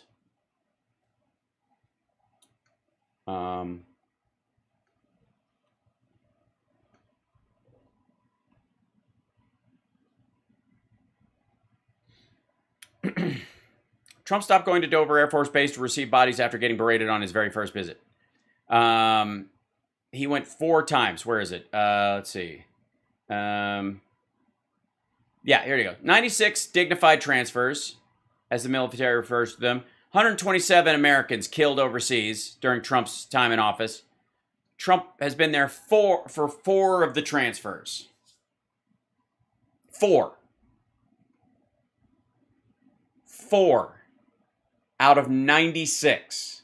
127 military people died, like service people, died during the Trump administration. He went to 4 dignified transfers and stopped going after he was berated by a parent who blamed them for not waiting on a Syrian strike that got them killed. I hate to have to say this, but I hate evil and I hate treasons. And I'm afraid that's the way America's thinking now. We hate this guy. This is a bad man. This is a soulless man. Joe Biden and his gang violate their sacred oath to the Constitution pretty much every hour on the hour. Really? Because we were supposed to stay in Afghanistan forever? So, Ted Nugent, we add you to the Afghanistan as the 51st state? And we have had enough. So that sentiment, that battle cry against this mean, nasty traitor in the White House, it's ubiquitous across this land. People in it's totally ubiquitous. It's just everywhere. It isn't, but it is. Okay. That column hate people who aspire to be in the liability column. And this so-called president commander-in-chief has pissed off the heroes of the military and their families and all of us that know that that sacrifice is why we have an American dream. So he's dug his own hole. And first of all, you got a student deferment. You didn't fight in Vietnam like you were supposed to. And then you lied about the deferment, that you tricked your way out of it by shitting your pants and being totally disgusting for your draft review medical exam. All the hate leveled at this man and his administration, it's deserved. And that's heartbreaking, but true. You know, Ted, I just... Based on what? That we should have stayed in Afghanistan forever? Ted, were we supposed to stay forever? Why didn't we use the magic plan? Where was Trump's magic plan? We could have used... Why didn't we use Trump's magic plan, Ted? We could have gotten out without it costing any lives. We would have taken every nut, every bolt, every screw. Every military person, every individual. None of those nasty Afghans that helped us. But everybody else. Mini monologue at the half there. And I talked about how... Yeah, nobody watched that. I mean, don't expect your guests to watch it. Nobody is. Promised to hunt down these ISIS-K killers, and then they killed a family. All of a sudden, Where's the hunting down the ISIS-K killers that took out 13 of our service members? Those people are dead. It's worse than that. We have a government. The executive, judicial, and legislative branches are supposed to be checks and balances. Now they're one big treasonous gang that are... Well, that's obviously Kavanaugh and Coney Barrett. You know, you got to understand, they were put there, Gorsuch, they were put there by Donald Trump to aid and abet Nancy Pelosi, Donald Trump, and George Soros and Joe Biden in the turning of America into a communist country. I mean, obviously. Orchestrating the invasion of America. And everybody... The invasion of America? Oh, you mean the Afghans that helped us, right? The people who were supposed to leave to die in the dirt. And that was Biden. That was, Biden's biggest mistake was he wanted to actually get those folks out. I see. Knows this. Eric, I watched your talking points and they're right on the money. It's truth, logic, and common sense. And those of us that genuflect at the altar of truth, logic, and common sense, the 10 Commandments, the Golden Rule, the Constitution, the Bill of Rights, the Thou shalt not kill, says the dude who has military badges, arrows, and guns all over the place. Obviously, killing is well within your comfort zone. Work ethic, and by the way, with no mitigatory thing. We're not talking about the judicial system the United States has. The common sense would be if God says you don't kill, that's nobody. But apparently, first degree, second degree, manslaughter, there's all sorts of wiggle room. We are absolutely pissed off to the worst degree in my 73 years, and this administration is the worst enemy of America. They're orchestrating the invasion instead of fulfilling their oath to protect. The invasion? You mean bringing the Afghan families that helped us here? They're orchestrating an invasion. So we're supposed to get help from people over there. They're supposed to sacrifice their lives in some cases, or endanger their lives for sure, helping us fight terrorism in places like Afghanistan. And then when we're done, we're supposed to leave them there as one of those groups takes over and let them be murdered. Because if we bring them back to the United States, again, Ted's in the, we got to get them out of Afghanistan. We got to keep them out of America. Get them out, keep them out, get them out, keep them out. America. It's unconscionable. Motor City, we have a border that's being flooded. Did you just call him Motor City? You mean the Motor City Madman? You're nicknaming him Motor City? That's what we call Detroit. Conscionable. Motor City, we have a border that's being... He called him Motor City. What? Why don't you call him Wang Dang Sweet Poontang while you're at it? We're on the heels of the worst military move in the history of military moves for... Oh, you mean 20 years ago getting into Afghanistan with no exit strategy? You mean that? Oh, no, getting out. I see. Finally getting out. I see. That makes sense.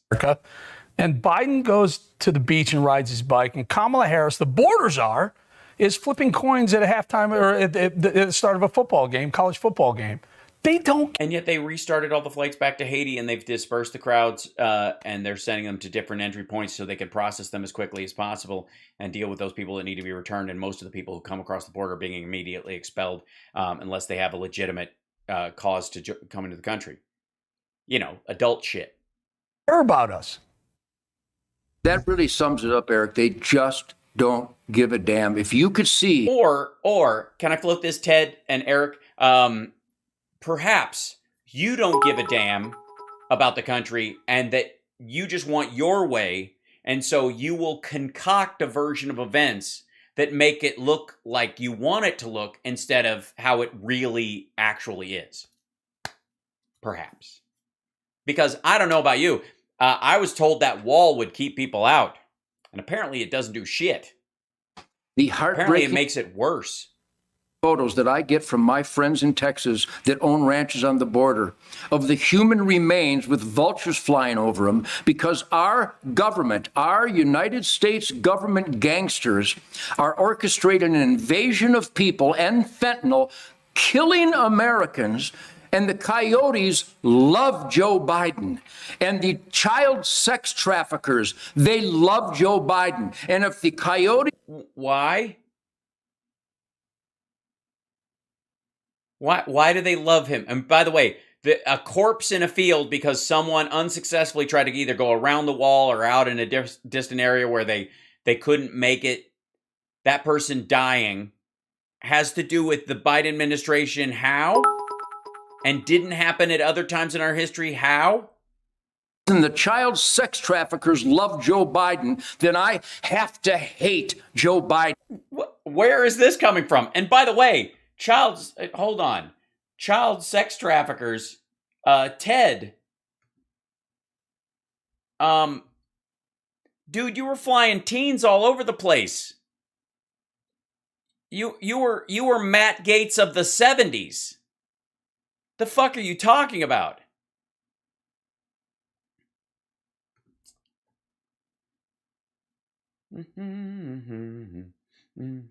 Unproven. There we go.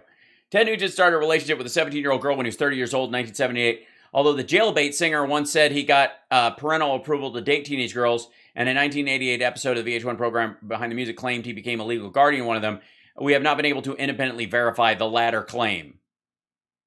And this is this. So unproven. This is the Ted Brigham Young Nugent. It could have been whiskey. It could have been drugs, but I was a wang-dang addict. I mean, I was addicted to girls, addicted. It was hopeless. It was beautiful. Soon after his divorce, Ted found a new love, a young girl from Hawaii. She was like a dream, a fantasy, exotic dream of mine to meet her. Ted was 30. She was 17.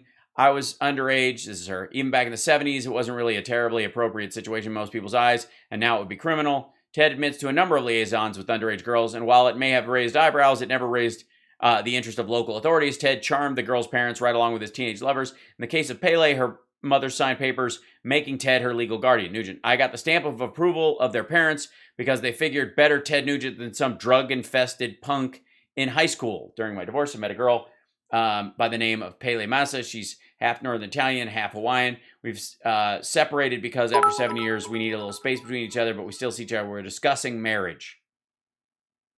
In 2018, Nugent denied that he ever adopted Massa during an appearance on the Joe Rogan Experience. The Ted-hating liberal press started quoting the High Times magazine, quoting an ex-girlfriend who claimed I adopted her. I adopted my girlfriend. What the fuck? Absolutely absurd. I didn't adopt anybody. While Nugent may have been addicted to words, there's a song to jailbait, whatever. Okay, it's very 70s. But tell me about the child sex traffickers. And if the government thinks that I'm a danger, I've never hurt anybody in my life. Nobody thinks you're a danger, Ted. Honestly. No one cares. No one is threatened by Ted Nugent. Nobody is threatened by the company Ted Nugent. As a matter of fact, the presence of Ted Nugent at a militia gathering automatically undermines its seriousness.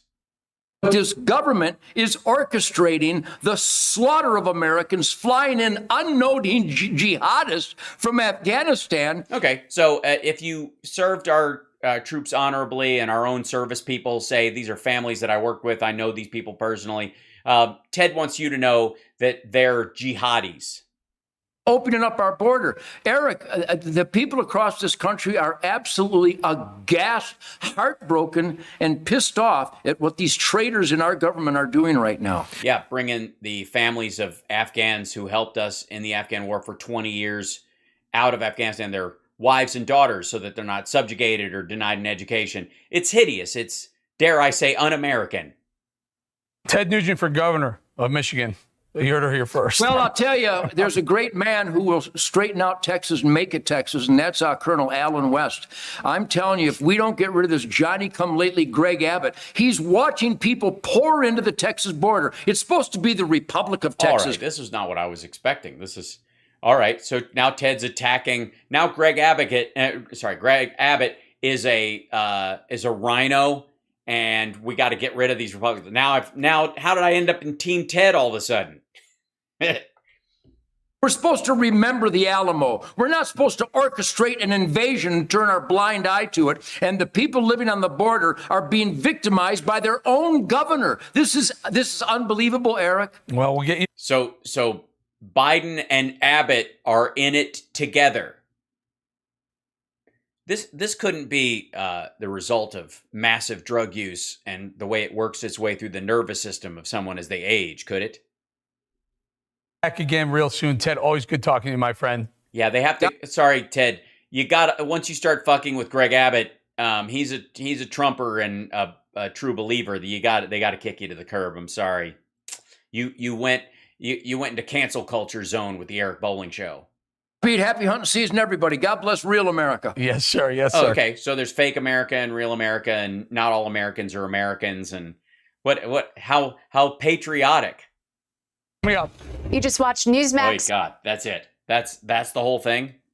All right. Well, we've all learned a little bit today. We learned about, what did we learn from today's show? We learned that the Colorado rules for retention of records was followed to the letter, and that Mike Lindell and Tina Peters are two of the dumbest people on earth.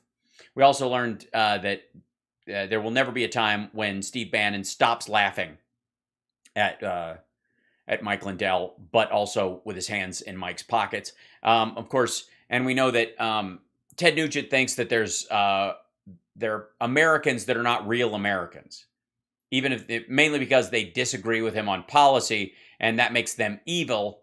And if anyone is guilty of the shit he bragged about being guilty of, they should be thrown in jail or killed for treason or some nonsense. And we also know that that Eric Bowling looks like a singer in a Legends band in Las Vegas, doing some like old crooner. We don't know who. We'll figure it out eventually. It's like a cross between Roy Orbison, Elvis, and Tom Jones, but with no singing. And what else did we learn today? Oh, that Maria Bartiromo has no idea what's going on with the economy in China, and that Trump knows even less about Afghanistan than Glenn Beck does, and neither one of them have an excuse. So I think that's pretty good. And that Chip is adorable and likes getting into things. He's not in here right now. I think he went to lay down on the couch. And I will leave you with that. I will see you guys. I'm going to do a morning show tomorrow. So I'll see you guys at 9 a.m. Pacific time. I know it's not morning everywhere, but there you go. And then I will also do an afternoon show. And then tomorrow night I fly out late to go to Washington, D.C. It's very exciting. And thanks for the new follows, everybody. Thanks for the liking and subscribing. Don't forget, infotainmentwars.com. Subscribe to the YouTube channel if you haven't already. If you're watching this later, if you're watching this at another time, if you're seeing this clip and you don't know what's going on, subscribe. Just subscribe. You don't have to hit the notification bell. I'm not going to tell you to do that. I'm on a regular schedule. You don't have to do that. You can if you want to, but you don't have to. And remember, daily we like to thank the trolls for joining us today, because without you, we wouldn't have nearly the spread in the algorithm that we have. And we'll see you guys next time. All right, I'll see you guys tomorrow. Bye.